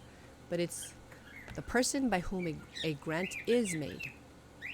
A transferor of property. That's the grantor, a transferor of property. The grantor is also the creator of a trust. Okay, here's another meaning. because grantor means also the creator of a trust, and is usually designated as the grantor of the trust. So if our Constitution is a contract, it is a specific type of contract. It is a trust indenture that has the name Constitution, and in every government servant in the state takes their oath to support the state constitution of where they're at, right, where they reside, where they live, and the United States Constitution. So together, that is the contract. That is the contract, and it brings the Bills of Rights and Declarations of Rights of all the 50 states and plus the United States one. Okay, so all together, it comes together. That's the contract. The creator of the trust is the grantor. All right, that's Black's Law 5th says. That's what it says. Now, I was wondering what the word treason, how it was, I don't see anywhere else. Oh, where did I get this? I believe, yes, I got this from Black's Law. I believe it was Black's Law. I'm going to double check it, so please don't take me on this one. I normally write if it's Black's Law or it's Merriam-Webster or where I got it from. I think this I was in a hurry and I didn't write it, so then double check this one, okay? Look at your Black's Law dictionary, look for the word treason and see if it says this. The offense of attempting by overt acts to overthrow the government of the state to which the offender owes allegiance, or of betraying the state into the hands of a foreign power. Treason consists of two elements: adherence to the enemy and rendering him aid and comfort. Okay, let's look at this thing. Okay, so the offense of attempting, you don't even have to actually do it, but you're attempting to do it? So treason means the offense of attempting to do it by overt acts. I should define this word. I knew I was missing one thing. I wanted to define the word overt. We'll do it in the next video. By overt acts to overthrow the government. So you're attempting to overthrow the government by these overt acts? And it's the government, which government? It says the government of the state to which the offender owes allegiance. I wonder why this definition, and it's in Black's Law, I'm going to look for it. Why this definition doesn't have the word "and of the United States." I wonder why it only has in the definition, it says to overthrow the government of the state to which the offender owes allegiance. Okay, of the state. Okay. We'll look into that one. Or of betraying the state into the hands of a foreign power. Do you guys know of any entity that is foreign power, is a foreign power, and it is being allowed by any of our government servants to go ahead and they're betraying us, and they're betraying the state into the hands of that foreign power? Do you know of? Can you think of anybody? I don't know. I'm just asking you if you know. I mean, I could think up here quietly, secretly, if I can think of a foreign power or betraying the state into the hands of a foreign power. I'm thinking of a foreign power that I found out is a foreign power, but I'm going to look into it a little bit deeper, and we'll look at it to see if it is a foreign power, and it is, and our government servants, if they are betraying us into their hands. I'm going to do another video and we'll look at that one, right? Can you think of any foreign power where our government servants are betraying us and they're betraying the state into the hands of that foreign power? Can you think of any? And what do you need to have? To be treason, you have to have, it says here, two elements. What are they? What's the first one? Adherence to the enemy. Okay, adherence, you kind of stick to that enemy, right? Adhere. We're going to look at the different. Can you guys take the birdies out? Oh, they're getting like they're hungry. So the treason consists of two elements: adherence to the enemy and rendering him aid and comfort. Hold on a second. I'm going to ask my lovely children.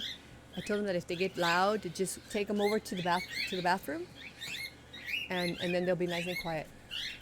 And so I can finish the video, because I live in a really, how can I say it? I'm a mom, and I'm trying to help you guys, so we can all be free together, and no government, either government trustee or agent, or branch of government or anyone can infringe on our rights. So I'm trying to do these videos, but no one's paying me. No, I don't have a studio to do these videos in. I have this curtain so that my kids can have privacy back there from the video, and I have little birds that are babies, and I apologize. I have to get them out of the room so that I can continue with this. Right? We have a life, and we're trying to correct if our government servants are misbehaving, we have to correct them, and I have to take time out to teach you guys this. So bear with me. Whatever you're doing, maybe you're doing some work too, cooking something, and you're learning. See, we all have to do this. We all have to do this, no matter what our lives consist of and what our responsibilities. We have to take time to help each other. Okay? I'm helping you guys learn as much as I know, as much as I'm being taught by David Jose. So I'm passing this information over to you, but you guys help out. Come and join and help out, so we together can be safe. Not that we're in danger. I'm not saying that, right? I'm not saying that.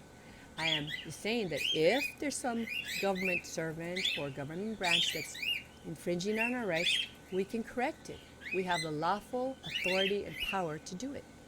But we have to know how, and we have to read these things. Guys, just help me out. My birds, they're walking them over to the other room. So let me continue.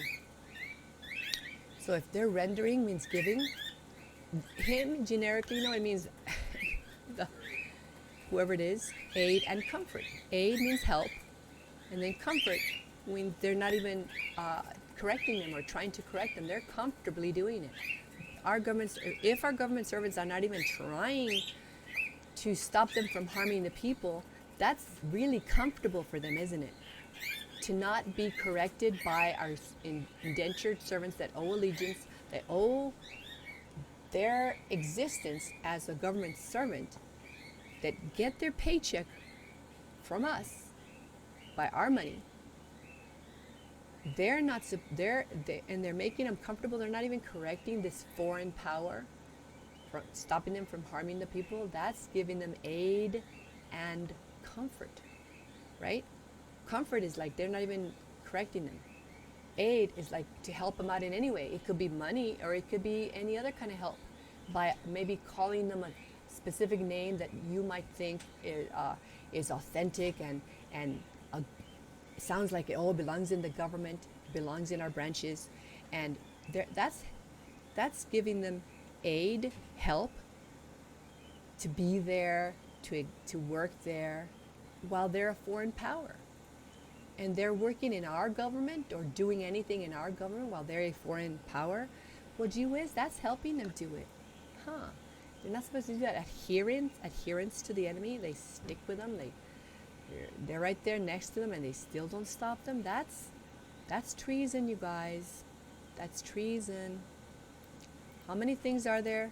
Consists of 2 elements: adherence to the enemy and rendering him aid and comfort. Do you know of any foreign power that fits this situation? That any of our government branches or government servants are adhering to them, or rendering them aid, or rendering them comfort? If you find out of any of them, I don't know if you find out of any of them, that's treason, right? Not that they're doing it right now. I'm not saying that. I'm just saying that if there were to be a foreign power, and our government servants are not correcting them from infringing on our rights, they're adhering to them, and they're rendering aid and comfort to them, that's treason, you guys. Remember this word. And the last part of it: a person can be convicted of treason only on the testimony. The testimony of 2 witnesses? Wait a minute, hold on a second. Are you guys reading what I'm reading here? It says 2 witnesses. it doesn't say 3, 4, 5, or 1,000 or 500 or anything, or it says voters, or it says witnesses, two of them. A person can be convicted of treason only on the testimony of 2 witnesses or confession in open court. So if a government servant is doing something against the people and they confess in open court, then that's treason. Or if 2 of the people, 2 witnesses, remember it says up there, overt act, and its testimony is our word, and we're under oath when we're saying it, because if we're lying, we could be in trouble, you guys. You can't lie. God doesn't want you to hurt someone by lying to them, lying about them and harming their reputation, or giving a testimony that's false. God doesn't want that. We answer to God. God doesn't want that. But if they are doing something wrong and it's treasonous, that type of, it's an injury it's a government worker and he's committing treason by infringing on our rights, 2 of the people can point to the same overt act. But you can't just point with your finger like this. You have to serve them a notice, right? You serve them a notice, letting them know. Because see, they could very well tell you if they're infringing on your rights, if they're letting some foreign power, they're handing the state into the hands of foreign power. That's bad. And treason is it's consistent on those 2 elements are adherence to the enemy or rendering him aid and comfort. And if we see that they're doing that, like say we see a foreign power, it's in our government and it's hurting the people, it's infringing on the rights of the people, and we point that out, 2 of us do. There could be 50 or 1,000 of us, but it only takes 2, right? And they have to be convicted of treason, right? That's what it says here. But if you're lying, then you could be in trouble. If you're a liar that's lying about it, you could be in trouble. But if it's true, and then it's shown to be true, then they're in trouble for treason, right? Or unless they confess. So anyway, that's what it says here. How do you understand this when you read it? Read up on the word treason, because it happens to be in our constitutions. That's one of the things that's in there. So if you understand what it is, right, then you'll be better off to know how to play this game. So now, California State Constitution, Article 1. See, this is what it says in California, in text of Section 18 about treason. It says, treason against the state consists only in levying war against it. So in California, this is their definition of it. Treason against the state consists only in levying war against it, adhering to its enemies, or giving them aid and comfort. So it has the same things, except they added levying war against it. So for example, if someone or foreign power or anybody is levying war against the state, adhering to the enemies of that state, giving the enemy aid and comfort, the enemy of that state aid and comfort, giving the enemy of the state anything like this, comfort, aid, adhering to them, well, that's treason according to California. So a person may not, now they do a negative, they say a person may not be convicted of treason except on the evidence of 2 witnesses to the same overt act, or by a confession in open court. So they're pretty much saying the same thing. It's just that they put a person may not be convicted of treason except on the evidence of 2 witnesses. So it's still 2 witnesses, you guys. It's still 2 witnesses to the same overt act. Now here's the thing, the same overt act. So you have to study the word overt and then to put it together with the word act to see what it is, right?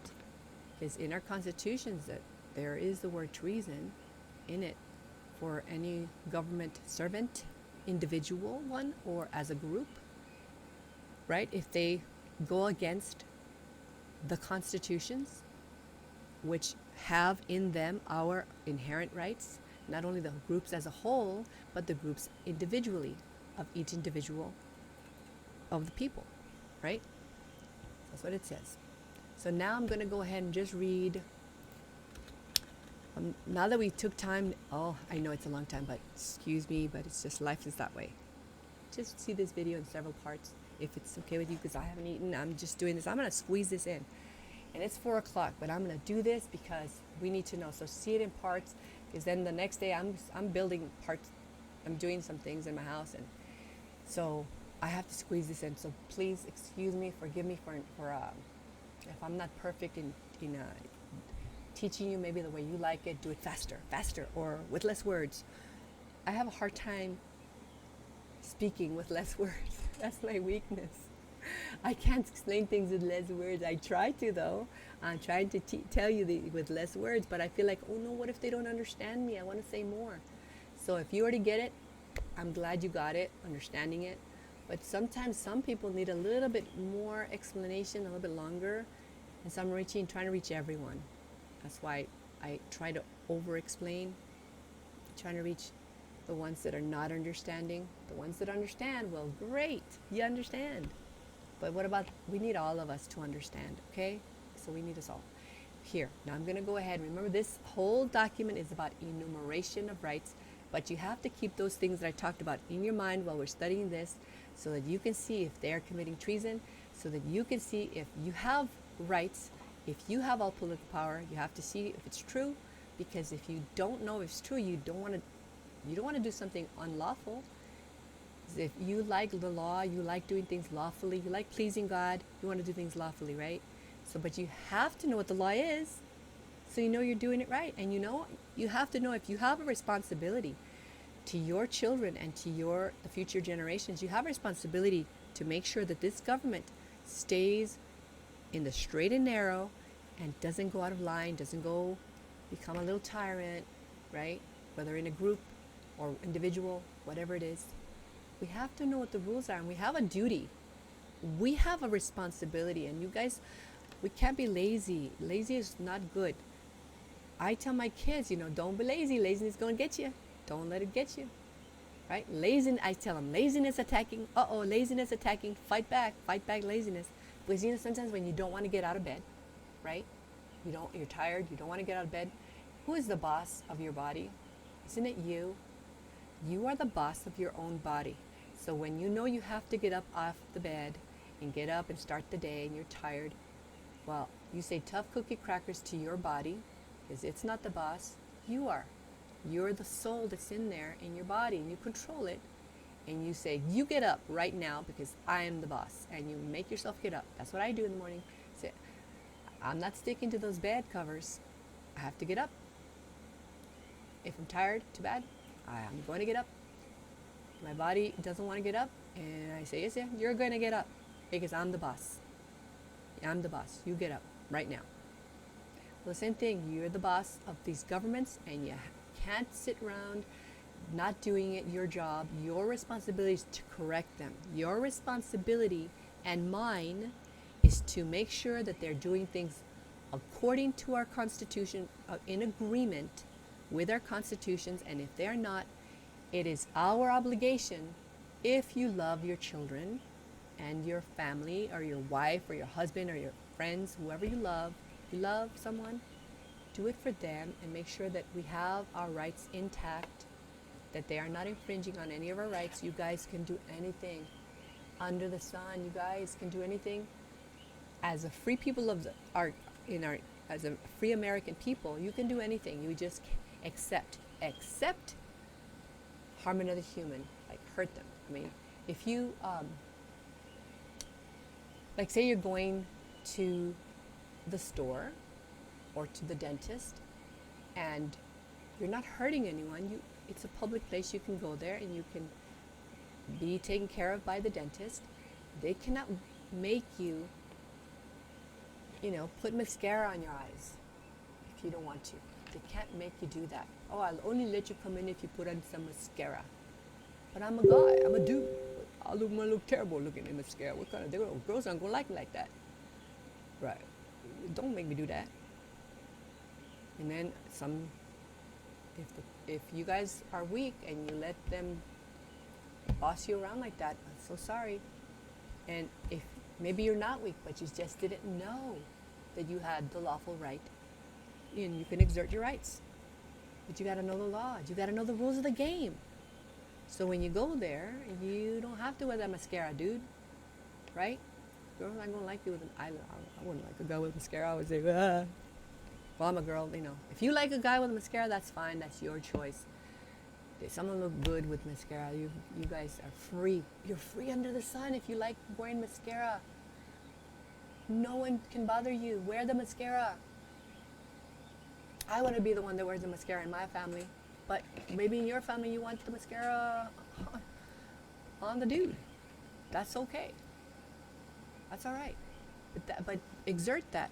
Be free in America. So anyway, that's your right. That's your right. As long as you don't hurt someone else with your mascara, if you don't go put in some kind of mascara that emits radioactive waves, and hurt, whatever. I'm rambling. I'm sorry. I'm so hungry. I'm never going to do a video again when I'm hungry. I haven't eaten all day. I'm thirsty. Alaska. Alaska State Constitution, Article 1, text of Section 21, construction. The enumeration of rights in this Constitution shall not impair or deny others retained by the people. All right? So in other words, Alaska has the word enumeration there. That's what we're looking for. We're going to look at every provision that has the word enumeration, or that means the same thing as enumerating, numbering them, listing them. And what are they listing? The enumeration of rights in this Constitution shall not impair or deny others retained by the people. Okay, that's Alaska. Let's see Arizona. Arizona, the enumeration in this Constitution of certain rights shall not be construed to deny others retained by the people. Okay, Arizona. Remember we looked at the word retained? That means we have them, we keep them. Government servants, you can use these granted powers, but you better not touch this over here. That belongs to we the people. Do not mess with them. That's the reason we're hiring you to defend, so that no one else interferes or infringes with these rights that we the people have. If I want to wear mascara, or I want my husband to wear mascara, a neighbor can say, hey, don't make your husband wear mascara. I don't like looking at it. It's too bad. If I like looking at him with mascara on, it's my business. It's our business. We're not hurting anyone. All right? So I'm talking, if you're grabbing a kid off the street and you're making them wear mascara, I'm sorry, that's not your kid. You don't have a right to do that. You don't have a right to do that. Then you're hurting someone. Then that's where it ends for you. Okay?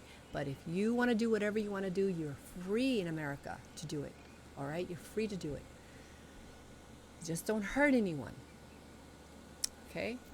And believe me, you have to really hurt them. And you can't just be imagining it. Well, they're hurting me. They're wearing mascara, and that caused me to grow, a third arm. Or it's going to make me grow a third arm. I'm sorry, but where's the evidence of that? Concrete evidence of that. Anyway, you can't just lie that someone's hurting you because they're wearing mascara. And so you don't let them wear mascara. That's not right. Anyway, sorry, I'm rambling again. Number 4, Arkansas. Enumeration of rights of the people, not exclusive or of other rights, protection against encroachment. That's the title. This is the provision. This enumeration of rights shall not be construed to deny or disparage others retained by the people. See, look at others. We have other rights. This enumeration of rights shall not be construed to deny or disparage others retained by the people. Here's the guardian, and to guard against any encroachments on the rights herein retained, or any transgression of any of the higher powers herein delegated, we declare that everything in this article is accepted out of the general powers of the government, and shall forever remain inviolate, and that all laws contrary thereto, or to the other provisions herein contained, shall be void. This is important, you guys. All laws contrary thereto, or to the other provisions herein contained, shall be void? What? Yep. Shall be void. All laws contrary thereto, they shall be void. All laws contrary to shall be void. Right? That's what it says here. All laws contrary thereto or to the other provisions herein contained shall be void. That is in Arkansas. Okay, thank you, Arkansas people. Okay, disparage, the meaning of disparage, because it had it in here, we have to figure out so you guys can tell your kids.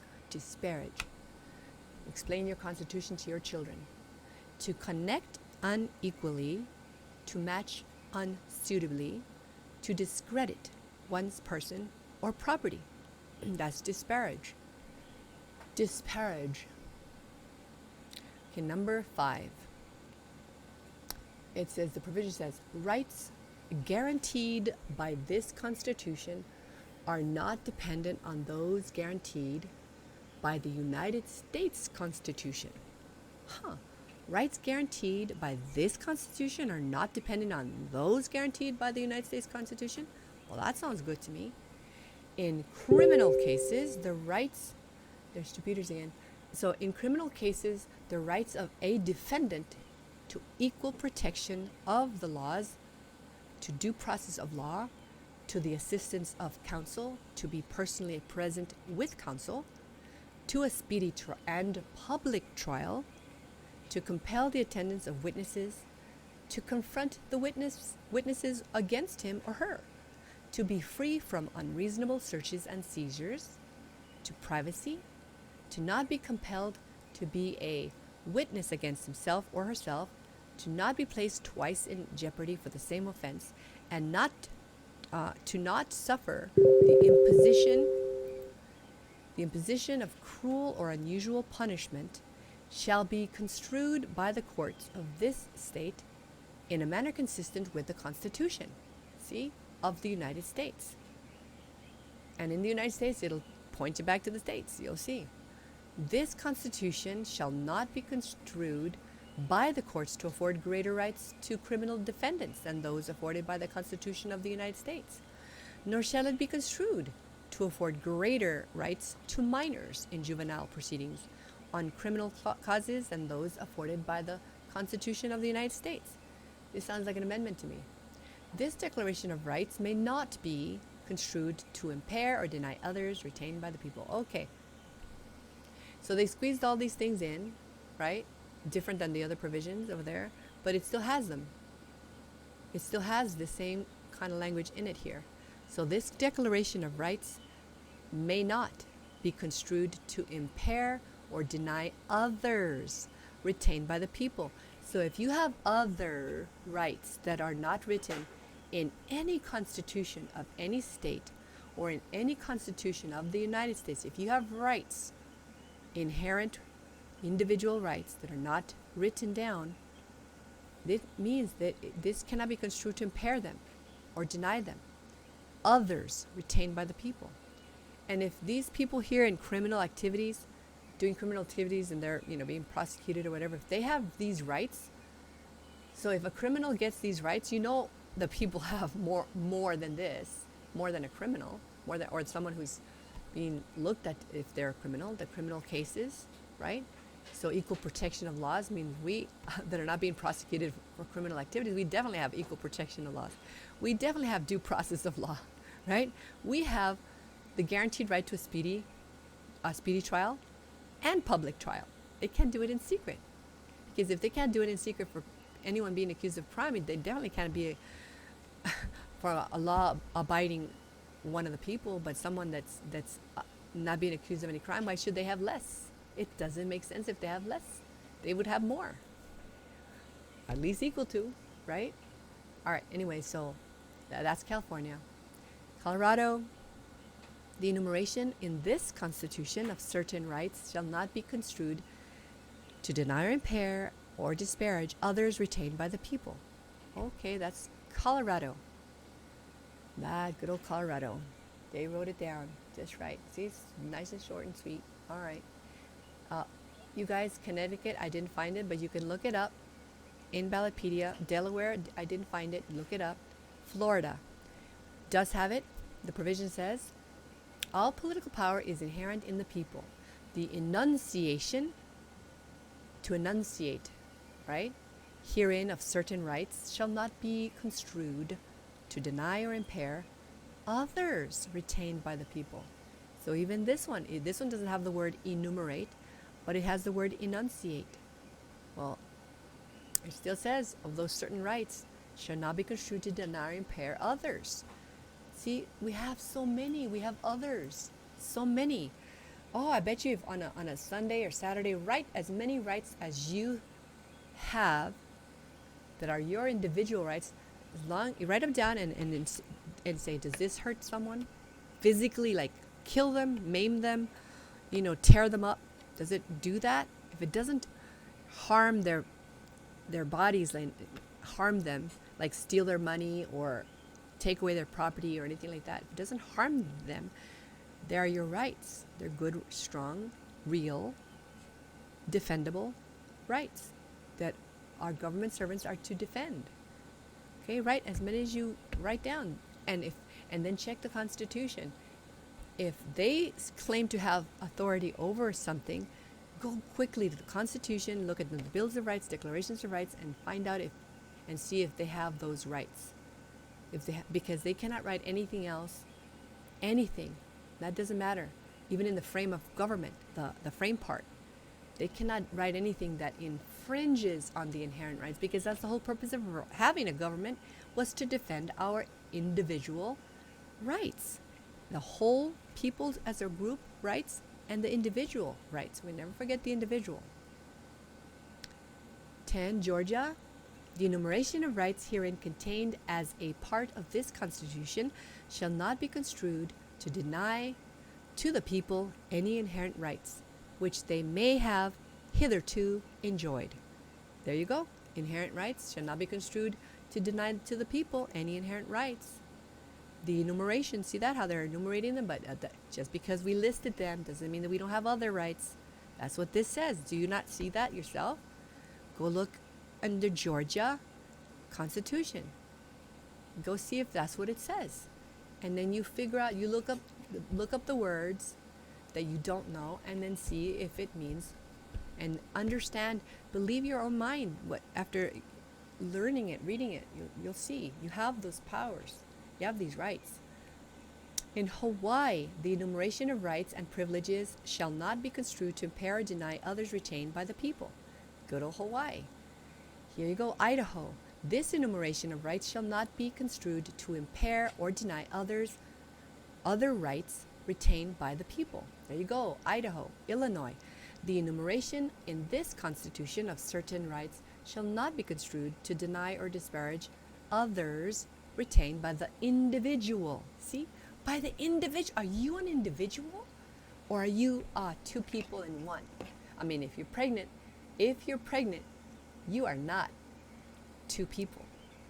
I'm tired. If you're pregnant, you are two people. That's you, and that's the baby. If you're pregnant, that's two people in there. Or maybe you have twins, that's three of you guys. But as an individual, you have these powers. The enumeration in this Constitution of certain rights shall not be construed to deny or disparage others retained by the individual citizens of the state. See, we have others. And now, remember, if you're in the civil body, then you're a citizen. And then as the posterity of the founding fathers, even if you weren't, if you became a citizen, right, of the United States, still now you're a citizen of the state too, and you're also the posterity. You're one of the people with the powers of one of the people. You don't get to stay only as a citizen. You can move back up if you want to, and act and exert your powers and authorities as one of the people, right? You have these guaranteed rights, and they're individual rights. Indiana, I didn't see it. Iowa, this enumeration of rights shall not be construed to impair or deny others retained by the people. Here, Kansas, this enumeration of rights shall not be construed to impair or deny others retained by the people. And all powers not herein delegated remain with the people. Ooh, I made this big, you know why? Look at it. Just look at it for a second. This enumeration of rights should not be construed to impair or deny others retained by the people. You read that before. But this part, look at, and all powers not herein delegated remain with the people. All powers not herein delegated remain with the people. You see how if a government servant decides to, either as a group or a single servant, if they try to convince you, persuade you that they have unlimited powers and authorities and they have a right to control your entire life, and tell you to drink soda, and tell you to wear an eye patch, whatever it is, cut your hair short, everybody, let's go, painted blue, everyone at the same time. What if you like purple? They can't tell you to do this or to do that or to the other thing.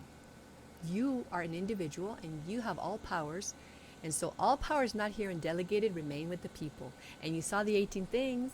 You saw what we delegated to the United States Constitution, the United States government, right? In the Constitution that we the people wrote, created that government, right? And then they started signing up, giving their oaths of office, swearing or affirming, and then sitting down in their seat of office and working and then getting a paycheck, right? So you saw, we the people, if we don't delegate their specific powers, if we didn't give it to them, we still got it. You still got it, Eddie, right? You still got it. Now, all powers not herein delegated remain with the people. I like that.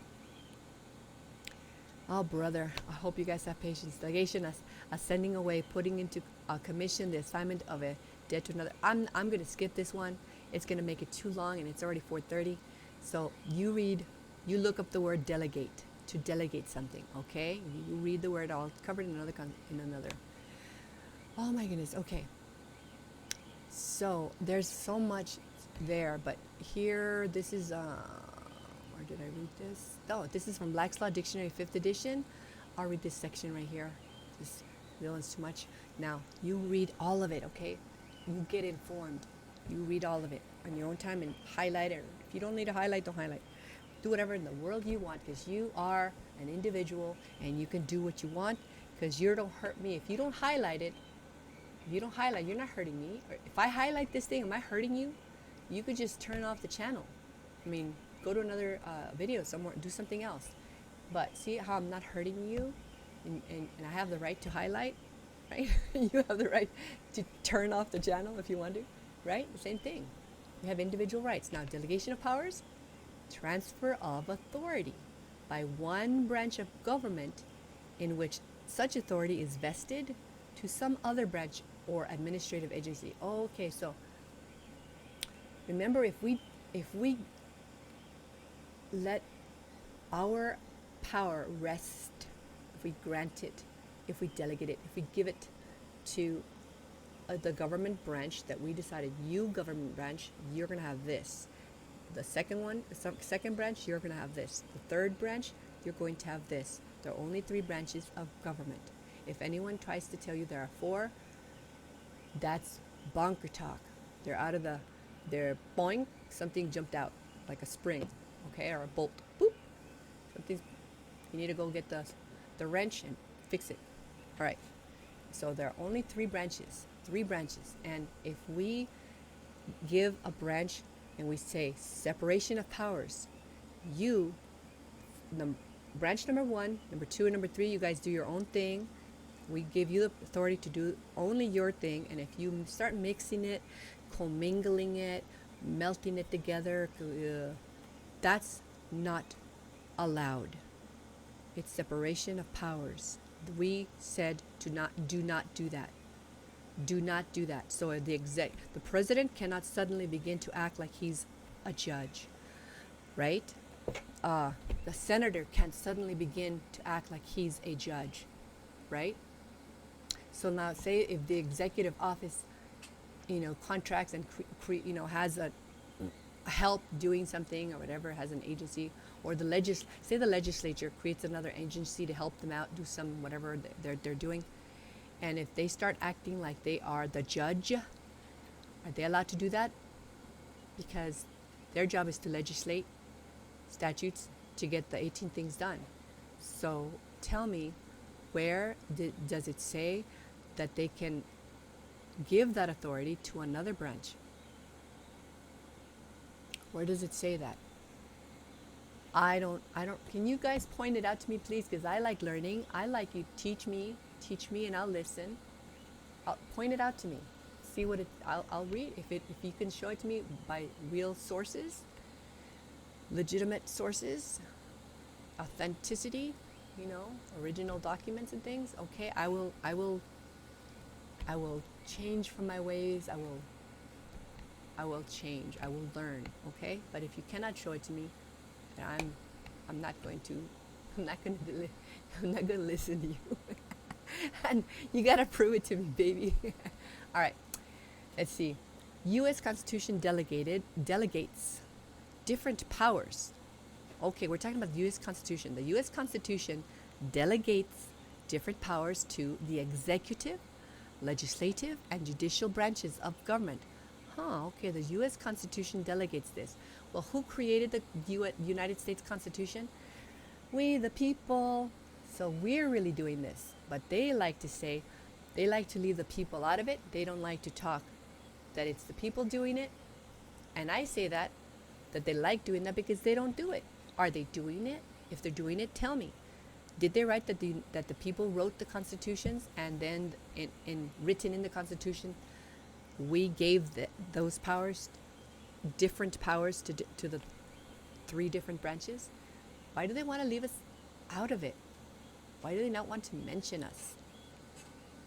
So they're different powers, right? 1, 2, 3. I see 3 branches here, guys. Do you see a 4th one here? Because some people are going around saying that there's a 4th branch of government, and I didn't see any evidence to show that. So, I mean, if there is, please show me with real evidence. Don't just give me Kool-Aid with other ingredients in it. I will not drink it. All right. Okay. So now, exercise by the executive branch of the powers delegated to the legislative branch offends this separation and delegation of powers, and hence is like therefore, is unconstitutional. Hence is like therefore, hence is like that's why. Because of this, it is unconstitutional. See, don't leave the kids out of it. Figure out a way to take something and explain it to the kids, because if you don't explain it to the kids, they're going to grow up to be oppressed little Cubans. They're going to be, they're going to have to walk around with a pillow tied to their rear end, and you don't want that. So exercise by the executive branch, here's this branch, by the executive branch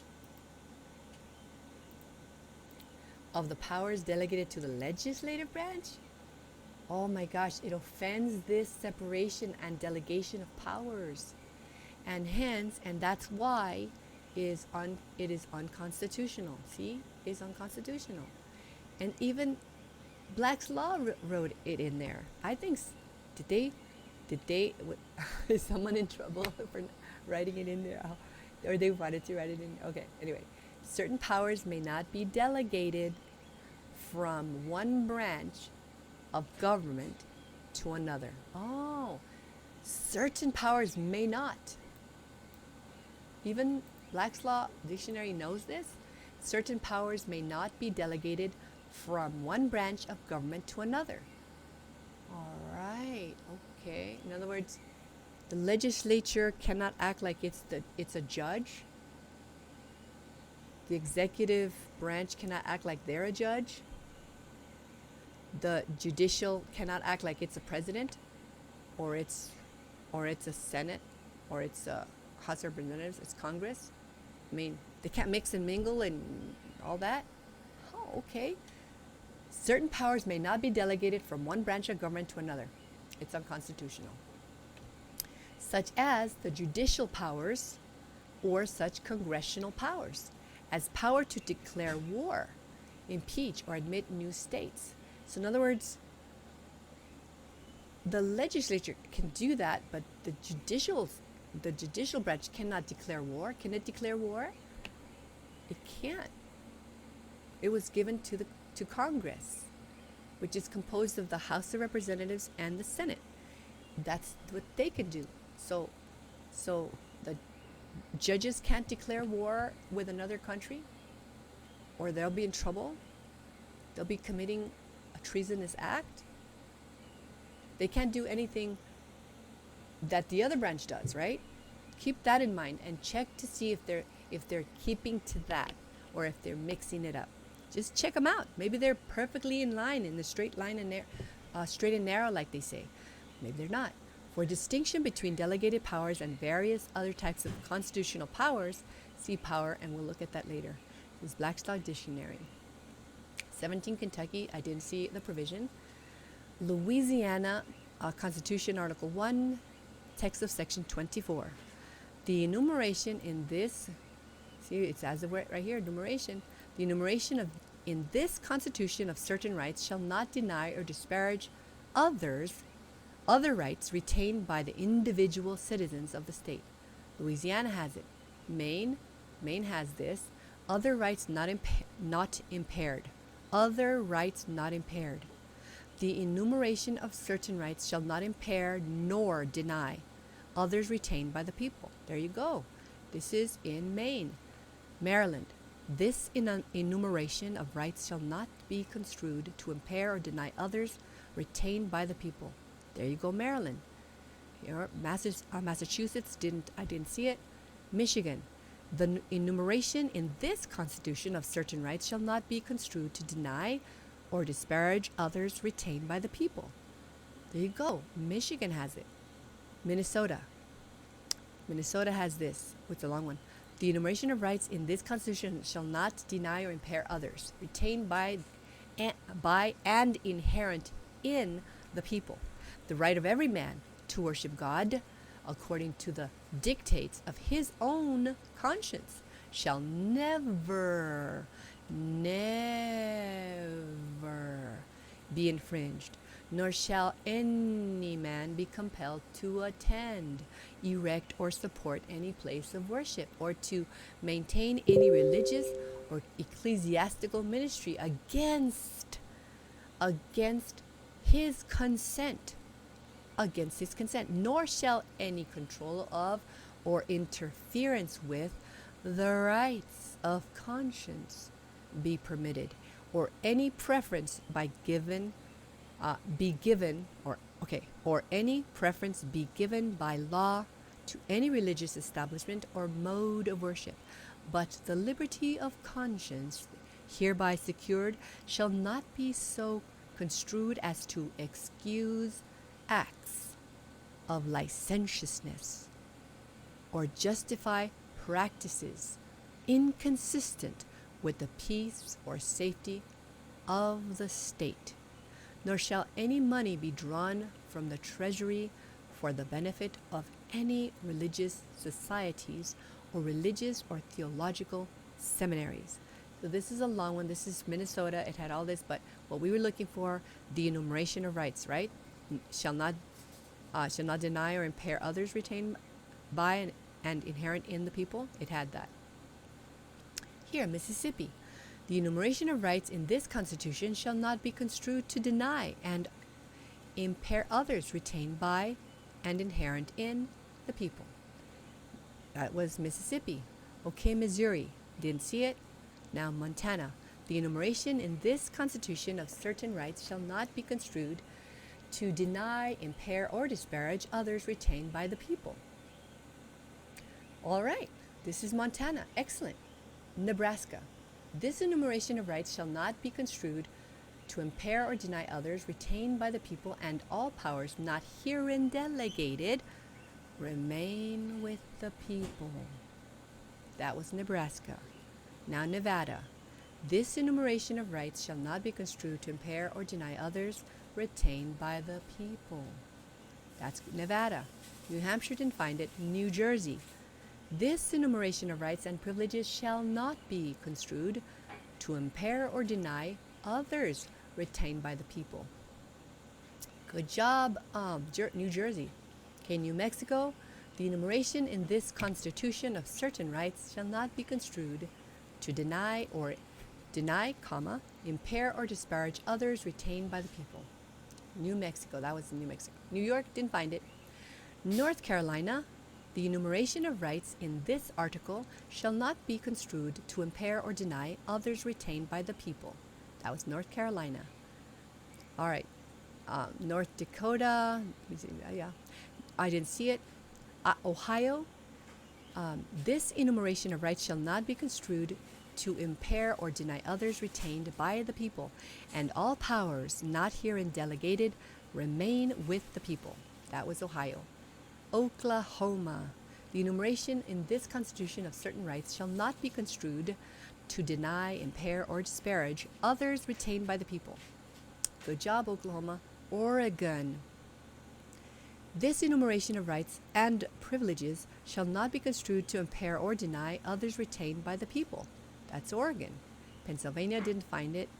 Rhode Island, the enumeration of the foregoing rights shall not be construed to impair or deny others retained by the people. The rights guaranteed by this Constitution are not dependent on those guaranteed by the Constitution of the United States. See, these are guaranteed rights, you guys. They're guaranteed to us. They can't flop with that. All right, that was Rhode Island. Now, South Carolina. Eek. Oh my gosh, what does it say? Enumeration. Oh my gosh, I have to read all this.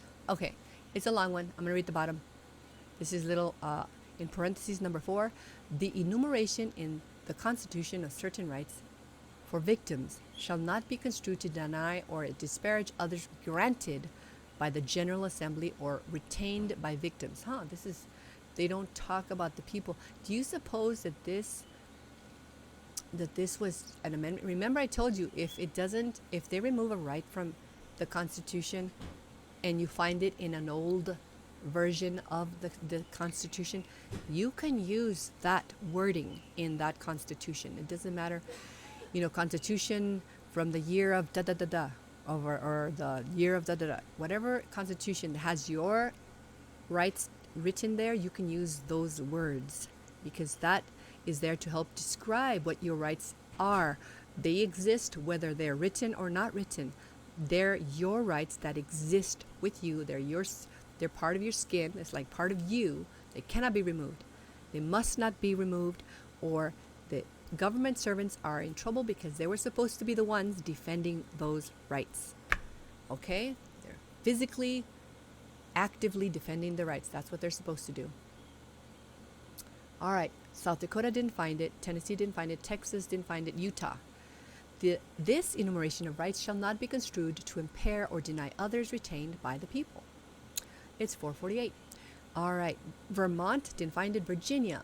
The rights enumerated in this Bill of Rights shall not be construed to limit other rights of the people not therein expressed. Let's read it again.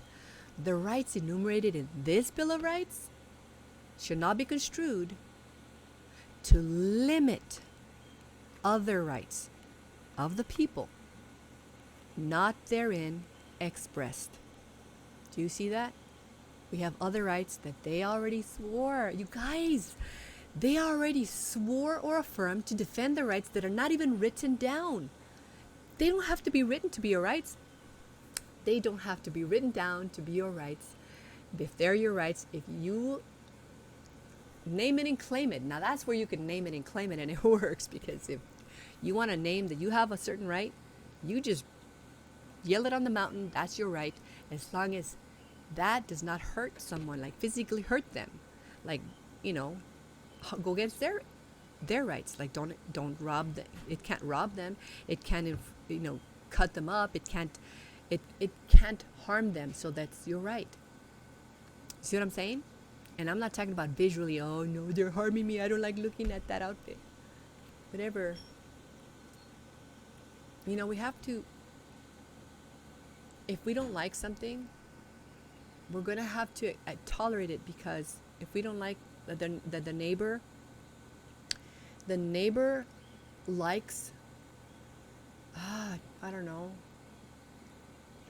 do something that they're doing and you don't like it. If they're not hurting you, if they're like, say for example, if they're not shooting in your direction, they could shoot you. They're practicing with their gun, and you think you might get hurt, that because it's in your direction, and that's bad, right? But if like they're shooting towards a mountain side and they're shooting there and they're not really hurting anyone, they're not going to shoot anyone, because no one's going to just walk past that mountain, right?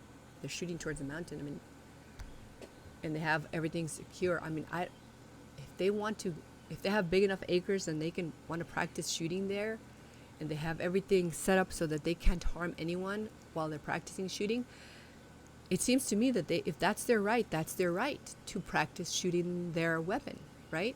They're not hurting anyone. But if they point it towards the fence and you're on the other side of the fence, or your kids are playing on the side of the fence, well, that can hurt you, right? And then that's bad. But if they have enough acres and they're practicing that, you see what I'm saying? In other words, or if they have chickens and you don't like chickens, that's their right. If they use it for food, what right do you have not letting them eat? You make money to buy your eggs. They don't make money to buy their eggs. They have to have chickens. Let them have their chickens, you guys. They want to eat too. And we have to respect each other's rights, individual rights. So that's what I'm saying, that if they're not harming you, or if you're not harming someone, then that's your right. You can do it, all right? We're gonna get along, right? You guys do it, right? You want to permanently dress like a hippie? Cool. If you want to dress punk rock, cool. Whatever you want to do is cool. It's fine. Just don't grab my kid in the corner and try to mess with my kid, because then that's a no-no. See, that's when it's hurting my interfering with my rights. All right, so now, 48, West Virginia, we have: the rights enumerated in this Bill of Rights shall not be construed to limit other rights of the people not therein expressed. That was West Virginia. I didn't find it for Wisconsin, Wyoming. The enumeration in this Constitution of certain rights shall not be construed to deny, impair, or disparage others retained by the people. All right, and now the 51st Constitution, that's the District of Columbia, the United States. That one says: the enumeration in the Constitution of certain rights shall not be construed to deny or disparage others retained by the people. Even they have it. That's text of Amendment 9 in the United States Constitution. You can find it in Ballotpedia. Thank you, Ballotpedia. I want to special thanks to Ballotpedia. Thank you. I can't thank you enough for helping us find our constitutions and look at the provisions so we know how to play this game, so we will win, right? We want to win, right? You can't play even tic-tac-toe if you don't know the rules. If some foreigner comes and you begin, hey, let's play tic-tac-toe, and you start doing it, and they just put this shape in pick a box and put the shape in any of the boxes. Do it once, and then you just don't tell them the rest of the rules, but you're gonna win every time until they catch on that, oh, so that's how you play the game. It's the same thing with in America, there are rules. Let's learn the rules that matter, the rules that trump every other rule. The law, the ultimate law, the common law. The common law, it's common to every man and woman. It's not to a specific individual. It's the common law. That's common law, right? And it says that we have individual rights. We do. God made us individually.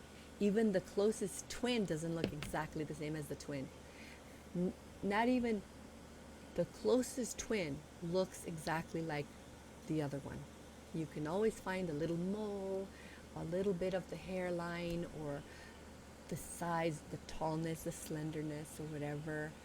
You're going to find the subtle differences if you really pay attention, because God made us individually, uniquely different, but still equal in that He wants us all to be safe and to live a happy life, because it gives Him glory.